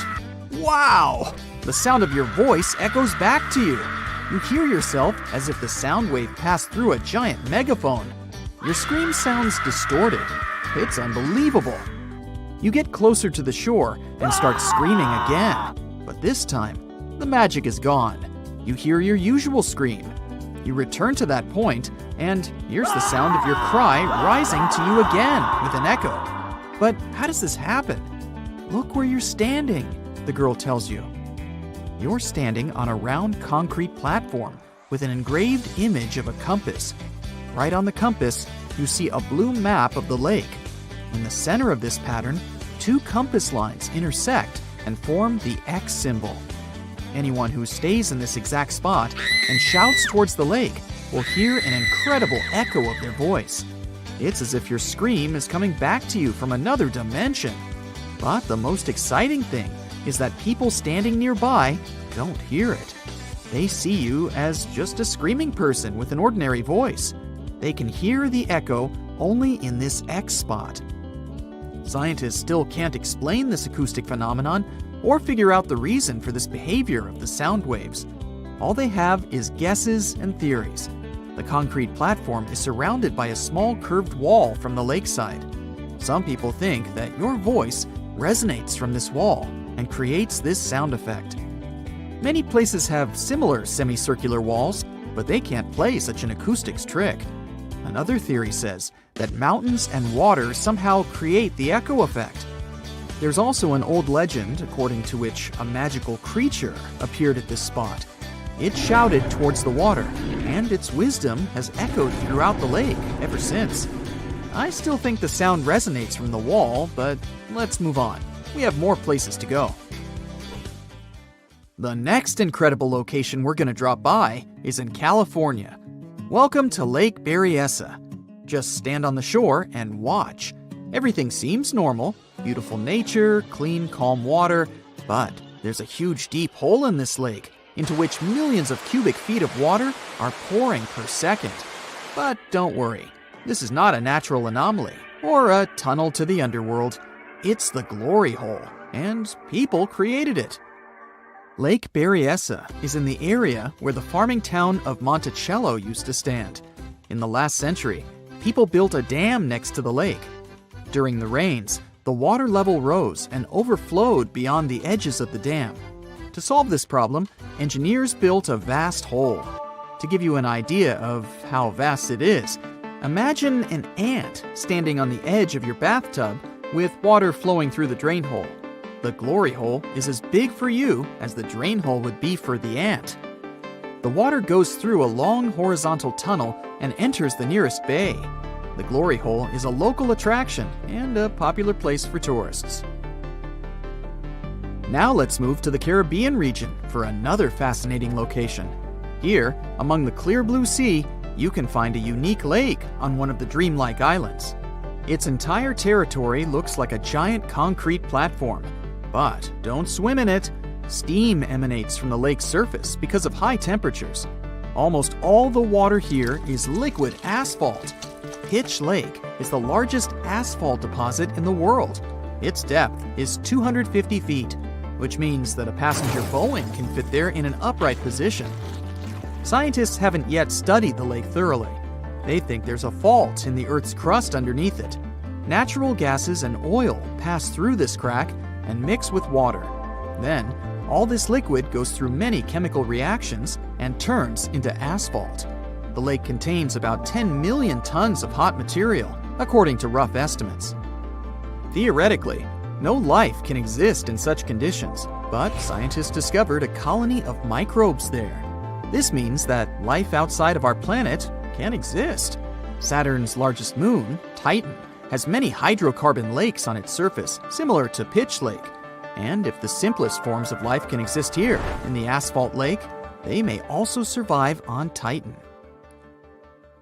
Our next unusual lake is in a pretty unexpected place, in the driest region on Earth. And these are not hot dunes and lifeless plains. This region is in Antarctica. A dry area is not where it's hot, but where there's almost no precipitation. The desert is not heat and sand, but the absence of life. Some areas of Antarctica meet these two criteria. It's so cold here that a mug of tea can freeze in a minute. But the lake we want to see doesn't freeze. Although it's not even a lake, but a pond, because of its tiny size and depth of several inches. It resembles a large puddle of icy water. It doesn't freeze because Don Juan Pond is one of the saltiest reservoirs on the planet. Salt prevents water from turning into ice. But the most interesting thing is the lake's origin. Scientists still don't know how it appeared here. Our next stop is in the southern part of Tunisia. In 2014, a strange lake appeared out of nowhere, right in the middle of the desert. No one knows when the lake was born, since this part of the region is sparsely populated, and people don't live in the area around the lake. Shepherds passing by were the first to have noticed the lake. They told the locals about it. A few hours later, hundreds of people came to the place to swim in the clear, cool water. The lake became a popular place, but after a few days, something strange happened. The water turned dark green. The locals didn't care about this and continued to bathe in the lake. But when scientists and geologists arrived at the place, they immediately declared that the water was dangerous. They said the lake was stagnating. It didn't refresh itself from underground streams, and the rains didn't feed it either. The water became moldy and dirty, and then turned green. The lake contained algae and a lot of harmful bacteria dangerous to the human body. Scientists also found out that the land in this region had phosphate deposits. This substance can decay and become radioactive. But the locals didn't take the scientists' words seriously. Just imagine that you're wandering in the desert under the scorching sun and notice a cool green lake. Few people will refuse to jump in there. The origin of this lake remains a mystery. Some experts think that heavy rains have filled a hole in the ground with water. Water has probably accumulated in the shadow of rocks surrounding the canyon. But another, more frightening theory says that an earthquake formed the lake. The seismic activity must have torn the Earth's crust above the water table. Then, underground springs spilled out of the depths and filled this crevice. This means that all the water that came here can pour back out. Imagine pulling the plug out of the drain hole in a bathtub.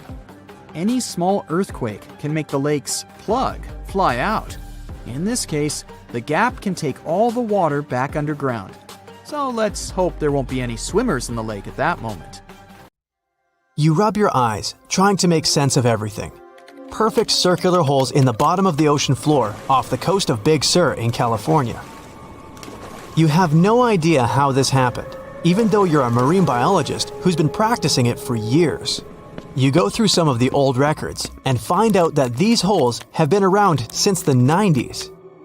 In 1999, a ship-mounted sonar conducted a survey and found 5,200 of these pockmarks, or large holes over 500 square miles, on the ocean floor.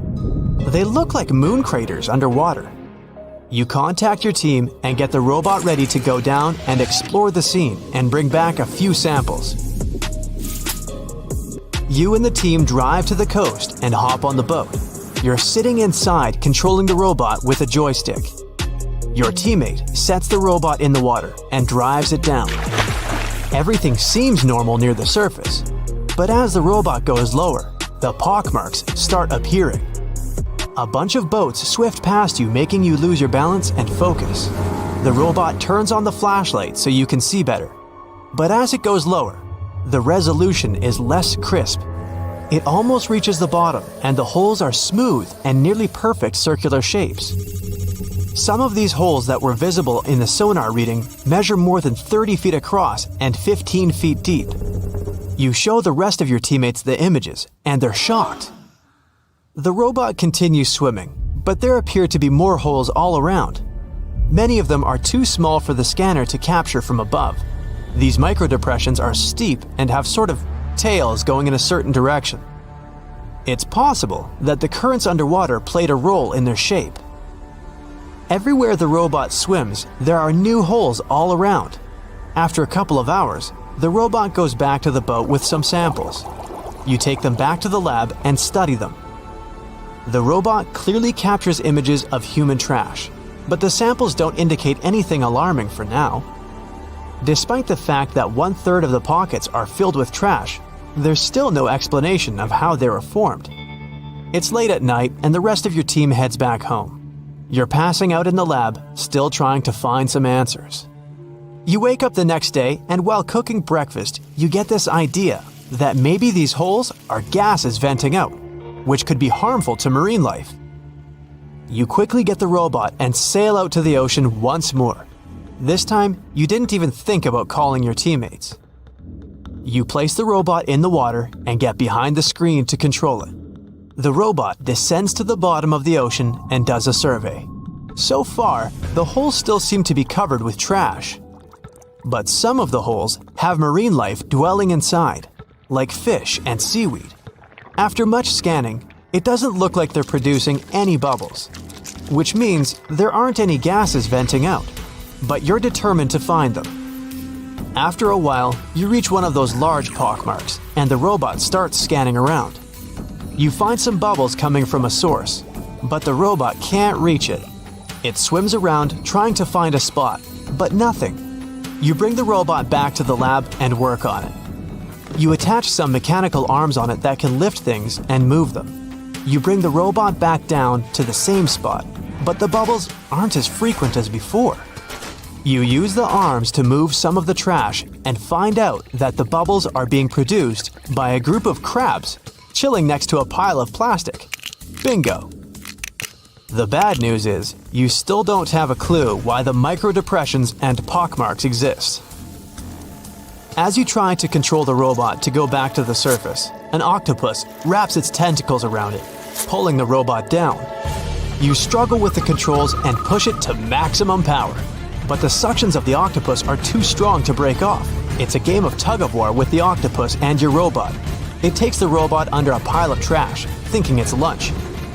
But you use the arms to maneuver the robot out and swim back to the surface. You go back to the lab even more confused. The robot has collected more samples for you to study. Your eye is glued to your microscope, trying to figure out what's going on, but nothing. You decide to do a carbon dating test to determine how old these holes are. After a while, you check out the results and are even more stunned than before. They show that the holes are around 400,000 years old, so it's likely that human trash wasn't the cause for all this. You pull many all-nighters trying to figure out the truth. You gather your team once more and hold a small press conference about this. You claim that this may be something we should be extremely worried about, but you still can't tell them more than what you know. With all the brain work put together, you find out that the large pockmarks haven't changed or been active for more than 50,000 years. The newer holes were most likely created by human trash settling in the bottom of the ocean floor. The marine life gathered some of this trash like plastics and discarded fishing gear and created homes for themselves. This is why around 4,500 of the holes are newer and have trash in them. But it still doesn't answer why the holes appeared in the first place. You're back to square one. The only way to see what's really going on is to clear up the trash from underwater and study them. The story makes headlines in the local community and catches the attention of a cleanup crew. You organize a trip to the ocean and begin the extraction of all the trash. Many cleanup boats arrive and everyone drops down a net to collect the trash. You send down the robot once more to make sure the nets are hitting the right spot. As most of the trash is being collected, many marine life animals scramble and try to find a way to escape. Everyone makes sure not to hurt them. After a couple of weeks, all the holes are cleared up from the trash. You do another sonar scan from the surface and can see the holes clearer than before. But you still don't have an answer for this. You do some more research trying to see if any other holes appeared around the world. On the other side of the country is a mysterious blue hole off of Florida's Gulf Coast. You catch the nearest flight to Florida and make an appointment with the scientist in charge of the expedition. Blue holes are underwater sinkholes that open below the seabed. Just like on the surface, the underwater world also has sinkholes. This one is called the Green Banana and is 150 feet below, and the hole is 435 feet deep. You dive with some special gear with the rest of the team to a barren ocean floor, and the hole is right there in front of you, looking like an oasis in the desert. You and the rest of the scientists are surprised by the diverse marine life dwelling within. Some sea turtles swim past you, and even sharks. These ones don't harm humans. Halfway through, you reach a narrow path, which makes it difficult for humans to pass through. But everyone is careful. There are corals, sponges, mollusks around the corner. You collect some samples and go back to the lab. Blue holes in general are richer in nutrients than barren lands and host plenty of unique marine life. They're quite common and don't pose any sort of threat to anyone. After making the connections, you don't think the holes off the coast of California have anything to do with blue holes. The mystery goes on. Most rivers in the world flow into the sea, but the Okavango in Africa takes its massive waters right into the Kalahari Desert. And it looks like this river manages to do the impossible and defies gravity. The Okavango starts in the highlands of Angola, runs for 1,000 miles like any other normal river, and then drops into the largest inland delta on Earth, known as the Okavango Swamp. The delta has land slopes dropping at nearly 150 feet, which is about half as tall as the Statue of Liberty. The area where the Okavango Delta is now used to be part of a lake that dried up around 2,000 years ago. It takes the Okavango water several months to complete its journey, and the landscape there is never the same. The first European to have found the delta was the Scottish explorer David Livingstone. Yeah, the Dr. Livingstone, I presume, guy? That's him. When he first saw it, he was shocked as he noticed that the water seemed to be flowing backward and even uphill. He saw two strong watercourses connecting the Okavango to the wetland systems to the east. Decades later, other explorers saw them completely dry. Several years later, the watercourses were full again, and they kept emptying and filling up, sometimes changing direction. Scientists managed to explain this mystery when they found a hidden network of faults, part of the Great Rift Valley, under the sand. When major earthquakes happen, like the one in Indonesia in 2004, the Earth sets off a chain reaction. Tiny cracks underground shift just enough to send a trickle of water down the river, and a flood begins, raising the water levels. Plus, in May and June, when winter begins in the southern hemisphere, floods bring more fresh water and life to the swamp. Islands get submerged completely during the peak floods and then resurface again at the end of the wet season.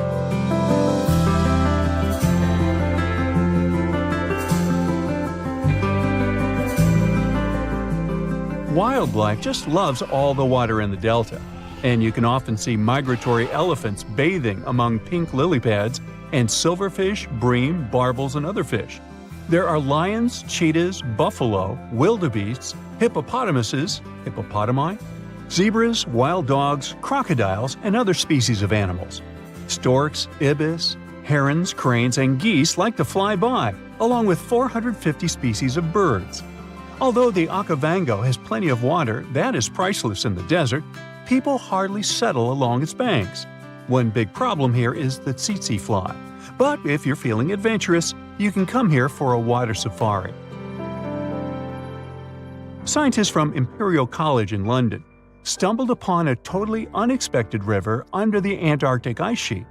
It slurps up water from an area as big as Germany and France combined. Scientists used to think the lakes under the Antarctic ice were just chilling by themselves. But now it turns out they're part of an interconnected river network. Water under the ice can form in two ways, either from melted snow seeping down or from the Earth's natural heat and the ice grinding over the ground. The Antarctic gets a lot of surface melting during the summer, but Antarctica is usually too chilly for that. This newly found river is proof that there's plenty of water down there just from the ice melting from below. This river could make Antarctica lose its icy cover way faster. If things heat up enough to melt the surface, that water could rush down and mess with the base of the ice sheet, turning Antarctica into a melting mess like Greenland.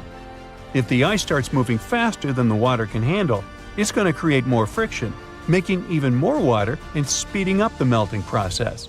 The researchers are on a mission to dig deeper into how this river system works and see if it's causing trouble in other parts of the icy continent. Understanding what's going on down there could give us a heads up on how a changing Antarctica might shake up the whole planet. The Roe River in Montana flows for just a bit over 200 feet between Giant Springs and the Missouri River. It was mentioned in the Guinness Book of World Records as the shortest river in the world, but they had to remove this category altogether because there was some heated debate over this title. Residents of Oregon claim that their D River was the absolute champion, as it all depends on when you measure them. There could even be shorter rivers in Norway or Indonesia, depending on what you see as a river. The official definition says it's something that has constant flowing water in the form of a current and is fed by upland sources or another river, lake, or watershed. Creeks and brooks flow together to form streams. Streams become rivers, and rivers take the water from higher to lower lands, ending in the ocean. There are 12 stream orders, and the first two levels don't have other streams feeding them.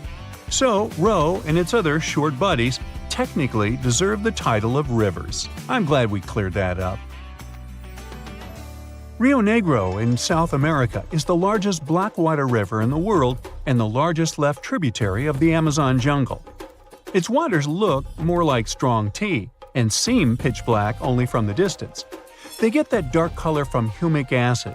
When plants containing phenol break down only halfway, they leave behind this tea-like hue. Some people believe that blackwater rivers can't be productive, but Rio Negro helps big fishing industries and has spots where turtles come to lay their eggs. Back in the 17th century, explorers didn't find tons of indigenous folks along the river. But it probably didn't have to do with its productivity, more with diseases and conflicts. There are around 700 different fish species documented in Rio Negro's basin, including at least 100 you won't find anywhere else. A bunch of those fish end up in aquariums, like the super popular cardinal tetra. There is a canal connecting Rio Negro and the Orinoco, which is another major river in South America. Many aquatic species try to move between the rivers, but only the toughest can handle the mix of blackwater and clearwater sections in that canal. There's a unique creek in Wyoming that drains both into the Pacific and the Atlantic Oceans. It begins high up in the Teton Range and later splits into two branches. The Pacific Creek joins the larger Snake River, which merges with the Columbia River and finally reaches the Pacific Ocean. The Atlantic Creek heads east and flows into the Yellowstone, Missouri, and Mississippi rivers and eventually empties into the Gulf of Mexico. If you connect the two creeks' watersheds on a map, you'll get a single blue line between Oregon and Louisiana. Explorers who were looking for the Northwest Passage between the two oceans never knew they could have used the creek. They would just need really tiny boats. Some scientists believe that cutthroat trout knew about this route long before people. They managed to migrate from the Snake River to the Yellowstone River, most likely using the Two-Ocean Creek. Now, every summer, the Caño Cristales in Colombia turns into a liquid rainbow, or the River of Five Colors. At this time, and until the end of fall, the conditions are just perfect for the riverbed to turn bright red, yellow, green, blue, and black. You gotta thank certain aquatic plants growing in the river, a special type of seaweed for all this beauty. During the wet season, the river moves fast and the sun cannot get to these plants. When the dry season hits, there isn't enough water to feed them. So the time in between the seasons has the perfect conditions for this colorful show. No other place in the world has anything similar. So, at some point, the number of tourists who wanted to see it became so huge that scientists got concerned it could be bad for this hotspot of biodiversity. The area is home to rare species of animals, birds, and plants. Now, there are ecotourism trails and strict opening hours for visitors. A 4-story wall of water that only rises once in 1,300 years was recorded off the west coast of Canada. Some people blame waves like this for disappearances in the Bermuda Triangle. Rogue waves can get strong enough to sink container ships and oil rigs. The Canadian water monster didn't hurt anyone, but it did become a sensation. And it looks like we're about to see even higher and more powerful rogue waves in the future. The team of Marine Labs, the company that operates the buoy that got caught in the Ecological wave, couldn't believe the data they saw. A huge force came out of the blue, pulled the buoy down, and then set it up to a peak before taking it even deeper. They thought it must be a rogue wave, so they sent the data to a scientist at the University of Victoria who specializes in these beauties. They analyzed the data and confirmed it was indeed not a technical mistake. The wave officially became the most extreme rogue wave ever officially recorded, as it was 3 times the height of waves around it. Scientists have reported seeing giant waves coming out of the blue for centuries, but no one really believed them. Back in 1826, a French scientist and naval officer was crossing the Indian Ocean on his ship, the Astrolabe. They got in a terrible storm and saw several waves over 98 feet tall. It's almost as tall as a 10-story building. The crew lost one of its members, but the 4 of them, including the captain, made it to land and shared what they saw. But back then, scientists were sure waves couldn't be taller than 30 feet. Everyone took their story as a tall tale. Pun intentional. Over a century later, a cargo ship, the MS München, mysteriously disappeared. People believed it to be unsinkable, just like the Titanic, so it was a real shock that all that was left of it was one lifeboat. When experts analyzed the damage, they concluded that it must have been hit by a wave that was around 65 feet high. Witnesses shared many other stories of giant waves coming out of nowhere, but scientists officially recognized the first rogue wave only in 1995. It went down in history as the Doppler wave, or the New Year's wave. This monster on the North Sea that was 84 feet tall hit the Norwegian gas platform Doppler on New Year's Day. It was twice larger than the wave surrounding it. The rig was built to withstand waves up to 64 feet tall and had the most advanced sensors for its time. The wave wasn't like any other type of wave they'd studied before. So they had to admit rogue waves were real and gave them an official definition. It's a wave more than twice as tall as others around it. It can pop up lightning fast in a stormy sea, or show up out of nowhere in calm waters. These waves have steep sides and a deep trough below, and look like a wall of water rising out of the sea. They're so intense that they can even swallow up rescue helicopters trying to do their job. In 2007, America's National Oceanic and Atmospheric Administration made a list of 50 historical maritime tragedies that were most likely caused by rogue waves. Some of the events on the list happen not in the open water, but in lakes. Lake Superior has something that's got the name Three Sisters. It is a series of 3 large waves, one after another. The second wave covers the ship's decks before the first one is gone. The third wave jumps in and adds extra water. These 3 sisters overload the ship. There's a theory that this phenomenon took down the freighter Edmund Fitzgerald in 1975. There are 2 main theories trying to explain how rogue waves happen. First, we've got the linear addition theory. Imagine waves cruising through the ocean at their own speeds. When these waves cross paths, they team up and become stronger to turn into a rogue wave. Then there's the nonlinear focusing theory. It says waves like to roll in groups, and when they spend time together, they exchange some energy. Sometimes, this energy exchange turns into a rogue wave. To predict the formation of these freaky waves, scientists would need an innovative radar system to keep a constant eye on the waves near a boat. They'd collect all the data and put in a math model that would create a real-time picture of what the ocean surface looks like at that very moment. This model would need to do new calculations of the surface situation every 5 minutes. It would let the crew know if there were any extreme waves coming up in the next several minutes.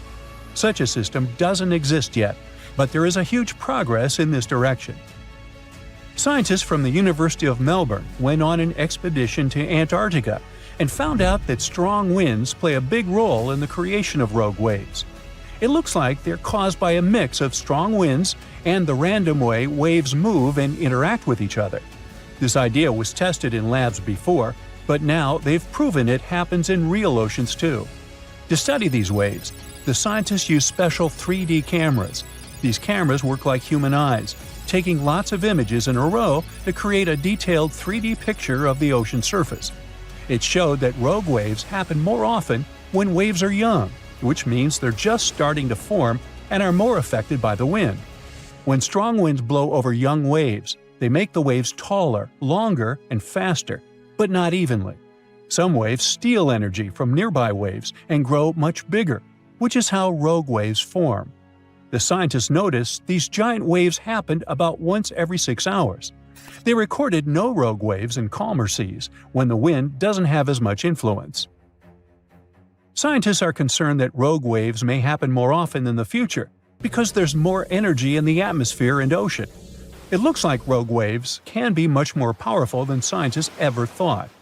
They managed to create the famous Doppler wave in a lab for the first time in 2018.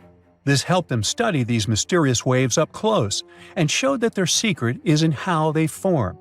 We think of waves rolling gently on a beach, but the waves in this study happen in open water when waves from different directions meet.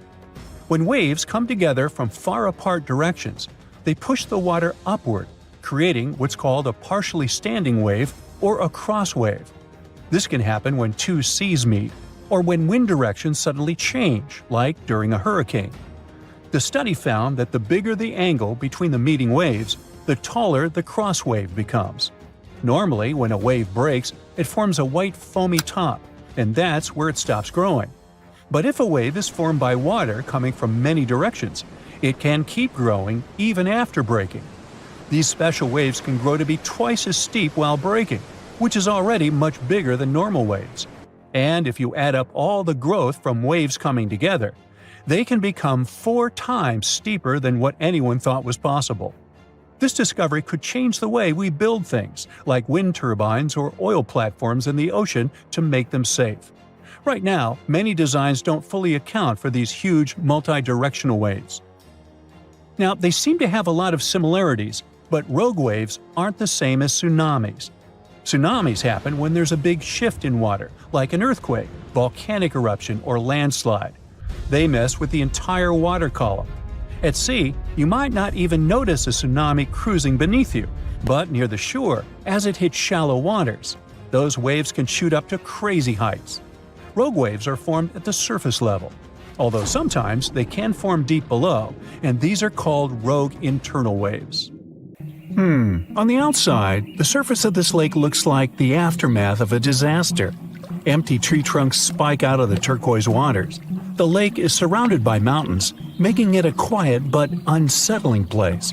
But those who dare to swim under these dangerous waters will soon discover a whole new world. This isn't the beginning of a fairy tale. It's the actual story of Kaindi Lake, located in Sati, Kazakhstan. Back in 1911, an earthquake caused a major landslide in this location. The valley created eventually filled up with rainwater, practically submerging the forest. The trees that are located above the waters might look very sad, but beneath the surface, they remind you of an underwater forest. Since the waters are crystal clear most of the time, you can still see this fascinating view even from its shores. The ice-cold water makes this lake so tricky and, at times, even dangerous. And don't forget about all the algae, plants, and submerged trees that can rapidly become risky obstacles. Hey, I enjoy a steamy hot bath, but this boiling lake I'll tell you about now is really the stuff of scary dreams. It's located on the Caribbean island of Dominica, and its waters have temperatures between 180 and 197 degrees Fahrenheit. And that's just around the edges, since no one has ever dared to reach the middle of the lake to measure its core temperature. It's true that the heat can go down from time to time, but you never know when these waters may start to boil again. The place is also dangerous because of the gases it releases, such as carbon dioxide. It doesn't smell nice, trust me, but that's mostly because of the sulfur stuck in the steamy air. This seemingly calm lake also carries a dangerous surprise. Lake Manan, located in West Province, Cameroon. It's one of the few erupting lakes on the whole planet, similar to a volcano, and most of the time it does so without any warnings. Its last eruption dates back to 1894, when it caused serious damage. The chemical mechanism of such lakes works like a can of soda that you shake before opening. There are risky gases on the bottom of the waters, so any disturbance on the surface may trigger their eruption. Natron Lake in Tanzania may be beautiful to watch because of its unique reddish coloring, but it's definitely not a place you'd want to take a swim in. While the water is extremely salty, it also combines with algae, which, by the way, are responsible for the coloring. And that's not even the riskiest thing about it. Natron Lake has pH levels so high that they become corrosive. If you dampen a piece of dyed material in this lake, it'll soon be stripped of its color. These high levels of acidity can also cause serious problems to the human skin.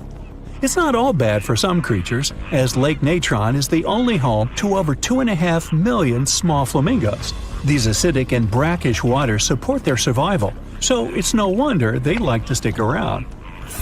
Lake Nicaragua's danger factor has less to do with chemistry and more to do with its inhabitants. It's located on the border of Costa Rica and Nicaragua and is the largest freshwater lake in Central America. When you first look at it, you won't think it can be dangerous, but because of the bull sharks inhabiting it, I wouldn't recommend taking a swim. Sharks tend to be unpredictable and at times intimidating creatures. Plus, they will eat everything if needed. Scientists initially believed this species of shark was only found in this lake, but they soon discovered that people had seen the same sharks in the Caribbean Sea. These astonishing creatures not only cross a distance of over 120 miles to get here, but can also adapt to freshwater, something not all fish can do. Belize's Great Blue Hole may seem alluring to divers. I mean, it has a gorgeous deep blue color and is pretty close to the mainland, about 62 miles. The problem is that beneath the surface of these tranquil waters is a mixed-up series of tunnels which contain many types of coral and other wildlife. These caves are what makes diving through the Great Blue Hole tricky. More so, specialists discover that deeper into the waters there are fewer and fewer creatures. Why? Because of a hidden layer of hydrogen sulfide that spans over the whole width of the sinkhole. Since there's no oxygen, no creature can ever survive this deep into the hole. Lake Lanier is the largest lake in the state of Georgia. It has a lot of visitors each year, about 11 million, so that's about the same number as visiting the Louvre Museum in Paris. Despite its popularity, a lot of accidents happen on this lake, and nobody knows for sure why. One of the explanations may lie beneath the surface of this mysterious lake. There's a lot of debris and rubble in there, along with random objects that have been tossed in, like boats, lawn chairs, and even fishing wire. All this creates a tricky underwater obstacle course. With the added low visibility on the surface of the lake, this place can become risky to navigate. Another one of those lakes that looks like someone might have overdone with editing is the Grand Prismatic Spring, located in Yellowstone National Park, which stretches into the states of Wyoming, Montana, and Idaho. Swimming here is completely prohibited. Why? It's 189 degrees Fahrenheit in the center, almost close to boiling temperatures, and the outermost ring reaches around 131, hence the colors. Since the center of the water is way too hot for any life to make it, there's nothing clouding the surface.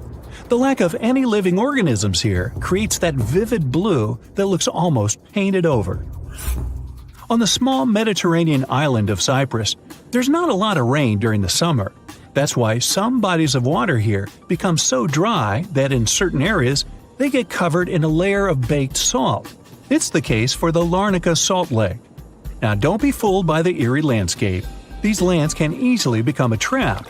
That's because it's easy to get confused about what's actually a dry surface and what's just a thin layer of salt on top of water or mud. More so, underneath the crust are salt crystals, which can cause problems for people's skin. Samisen Hole is one of the most dangerous places to swim in the whole of Thailand. It's because it's very deep, reaching 280 feet, and gets extremely dark. At certain points, as divers get lower, they can even reach places with zero visibility. No wonder a lot of people get confused and can't seem to find their way up anymore. The largest lake in Africa and the third largest lake in the entire world is called Lake Victoria. Not all of its waters are unsafe for people, but some regions can rapidly cause problems. Why? Particularly because it has its own isolated weather system, and that makes the weather really unreliable. It can go from bright and sunny to terrible in a matter of seconds. I mean, who would want to get caught swimming in the middle of a storm, right? Pustoye Lake is located in Siberia, so I'm guessing I don't need to tell you the waters here get extremely cold. But if you look at the lake, there's nothing out of the ordinary with these waters. Is that completely true? Most likely not, and people tend to avoid swimming here at all costs, even if they can resist the freezing cold waters. So, what makes Lake Pustoye so mysterious and dangerous? Well, nothing seems to want to live here, and scientists have yet to discover why. They tried to fill the lake with many types of fish and various plant species to see if they could survive in the waters, but the results were disappointing. Since we don't know exactly what makes it so difficult to survive here, don't go running for your swimming trunks just yet. It's best if you stay away. Hey, you don't have to tell me twice. In Utah, in the middle of the desert, there are striped ponds that seem to be something from another world. The color gets even more dramatic, contrasting with the red Moab Desert. The ponds have those stripes because of the evaporation. The more water there is, the more vibrant the blue shades appear. The electric blue color is artificial, though. People add cobalt blue dye, so the water absorbs more sunlight and evaporates faster. As the water disappears, the crystals of salt and potassium are left behind, which are gathered later for chemical production. You don't want to swim in there. Another unusual lake that has its looks thanks to evaporation is Spotted Lake in Canada. In winter and spring, it looks just like a regular lake. But in summer, when the sun gets scorching hot, some water evaporates, but small pools of minerals are left behind. The polka dot spots are usually green, yellow, and bluish. There are no two similar pools. They all have different colors and sizes. Don't get too close here, this place is quite sensitive. Now, if perfection is something you're after, head to Northern Ireland. The place, called the Giant's Causeway, has no extraordinary waters, but the surrounding stones and columns look so smooth and impeccable that it's kind of hard to believe they were created by nature. All those cracks were formed thanks to a volcanic eruption.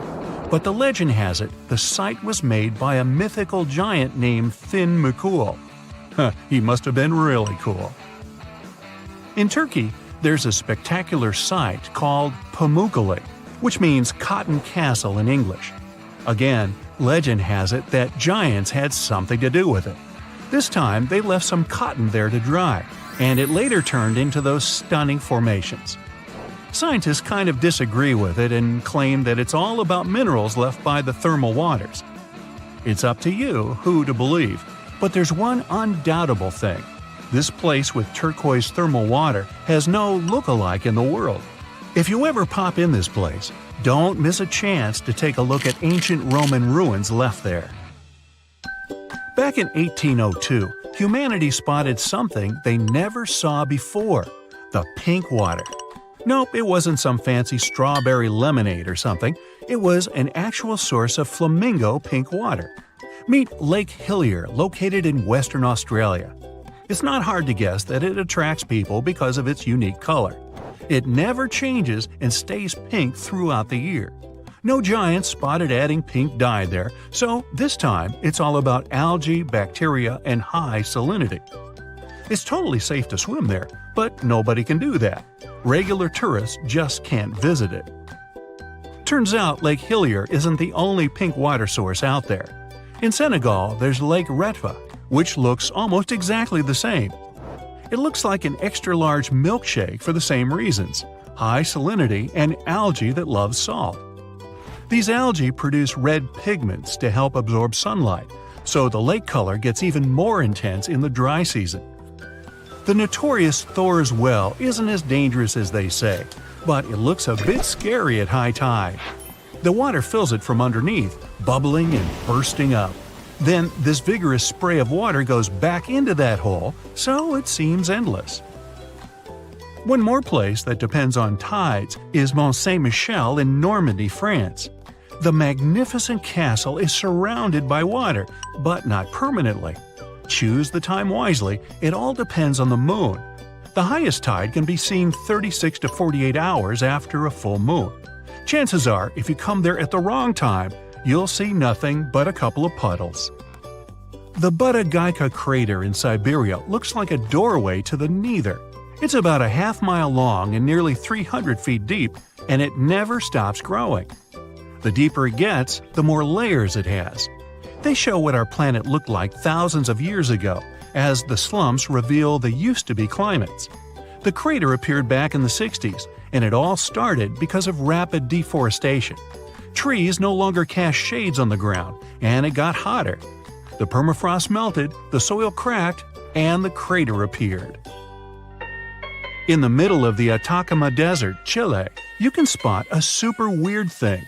The rocks rise out of the sand right in the shape of a hand. No giant here again, just a sculptor-artist who made it. Some desert rocks can even walk. Walking rocks, also known as sailing rocks, can move on their own and leave long tracks across one of the valleys in California. Scientists even installed GPS navigators on some of them, and they showed those rocks can move pretty fast. Many researchers believe it's all about temperatures. At night, the desert almost freezes over, and the sheets of ice formed underneath melt during the day, so the rocks literally slide. Gippsland Lakes, Australia, can glow at night. Bacteria get agitated in the water when the algae bloom, and their movements give that bioluminescent effect. Still, the beauty of red algae bloom is extremely misleading. Red algae contain high levels of ammonia, so think twice before diving in. It's safer to enjoy the scenery on the shore. Just a tip, you should probably do that with your nose closed. The decaying algae doesn't smell like roses. Phew. Water often glows because of bioluminescent jellyfish, and so do caves. In New Zealand, there are glowing worms that emit greenish-blue luminescent light. You can see these guys only in total darkness. These worms are carnivores, and the main reason why they glow is to attract prey, so beware. They also make webs, just like spiders. To see them, head to the Waitomo glowworm caves. There are even guided tours. Chocolate hills? Yummy! The name is explained by colors. Those hills in the Philippines have a range of brown and green colors. Have you seen a green chocolate though? This spot has such a sweet nickname because the foliage gets brownish in the dry season. The hill shape is so regular that it's often mistaken for being artificial. Still, these are just some uplifted coral deposits, appeared because of rainwater. Just imagine a beach of ketchup spilled for miles and miles and a never-ending portion of French fries. Okay, it's just a dream, but a ketchup-red beach exists in real life in China. It's called Punjin, and it's at least 18 miles long. Usually, either giants or algae are responsible for such phenomena. This time, these are algae. They turn red in fall and make this beach one of the most colorful in the world. Good news, it's open to the public, but only a small section. We've seen a red beach, off to red waters. Antarctica isn't only white, it can be red too. In the Taylor Glacier, there's a crimson waterfall coming from a super salty lake. The water is rich in iron, which forms rust when it reacts with oxygen. The water stays liquid even at sub-zero temperatures because of the high salinity. Glass Beach in California is another beach that looks so incredible that many people don't believe it's not made by humans. Well, they're partly right. The glittering, colorful glass stones used to be bottles dumped into the ocean. The waves took these bottles, broke them down, polished them to perfection, and voila! The beach is ready. Another thing created by accident is Fly Geyser in Black Rock Desert, Nevada. An energy company was drilling the soil in search of geothermal water, and boom! Today it's a scalding fountain of green and red water rising up to 5 feet high. Well, let's play a guessing game. Why is the water colored? It was a random giant walking around who added some dye in there. Or it's the thermophilic algae. Right, it's all about the algae again. In western Venezuela, locals living close to the Kettle River aren't afraid of lightning because they see it almost every single night within the clouds. It starts at around 7 p.m. and doesn't stop until dawn. The everlasting Catatumbo lightning once stopped for a few months, from January to March 2010. It was probably due to drought. No magic algae in this river, guys. Many believe it's just because of cold and warm air currents meeting around the area. Now, this island may not have incredible natural phenomenon, colorful algae, or even giants, but it has an enormous population of cats, which makes it literally the best place in the world, if you like cats. Cat Island in Japan has quite a plain story. Back in time, people would go there in search of silkworms. Mice feed on those worms, so cats were a must there. If tourists come there, they can stay in cat-shaped cabins. Clever. Naturally, no dogs are allowed there. Oh, and if you want to make a donation, you can always feed the kitty. Imagine you're surfing a perfect wave, and then it suddenly freezes. Well, it sure sounds creepy, but couldn't possibly happen in real life, right? Wrong. You can see mind-blowing frozen waves in Antarctica.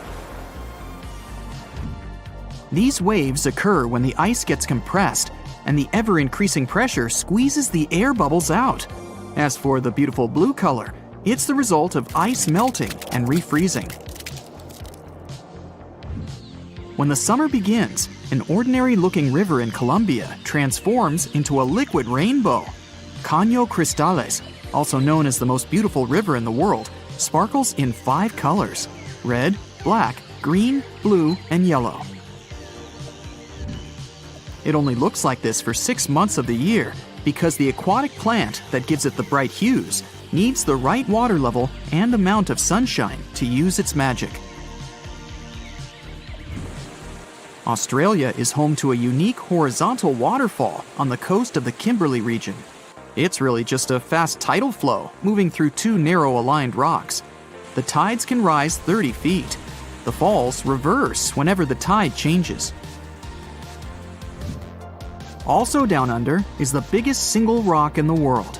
It's so big that it even looks like a large hill. It has a circumference of 6 miles and is 1,150 feet high. The edges are eroded since the rock has been around forever.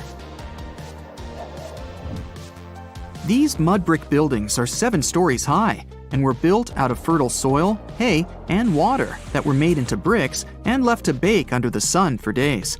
The ground floors were used for keeping livestock and grains, and the upper levels were places for socializing and catching good views. Antelope Canyon in Arizona, also known as the place where water runs through rock, has 2 sections of slotted canyons. Throughout the years, the water running through sandstone has created a picturesque formation like no other. If you ever set foot on the arid soil of the Namib Desert in Namibia, prepare yourself for an eerie picture. You'll see countless circular patches between 6 feet to 50 feet in diameter. Organized in a honeycomb-like pattern, they stretch across 1,500 miles toward the horizon. These patches are also known as fairy circles, and you might be disappointed by the explanation of this mystery. No one knows for sure the origin of these circles, even though there are numerous theories, from the radioactivity of the soil to the activity of sand termites.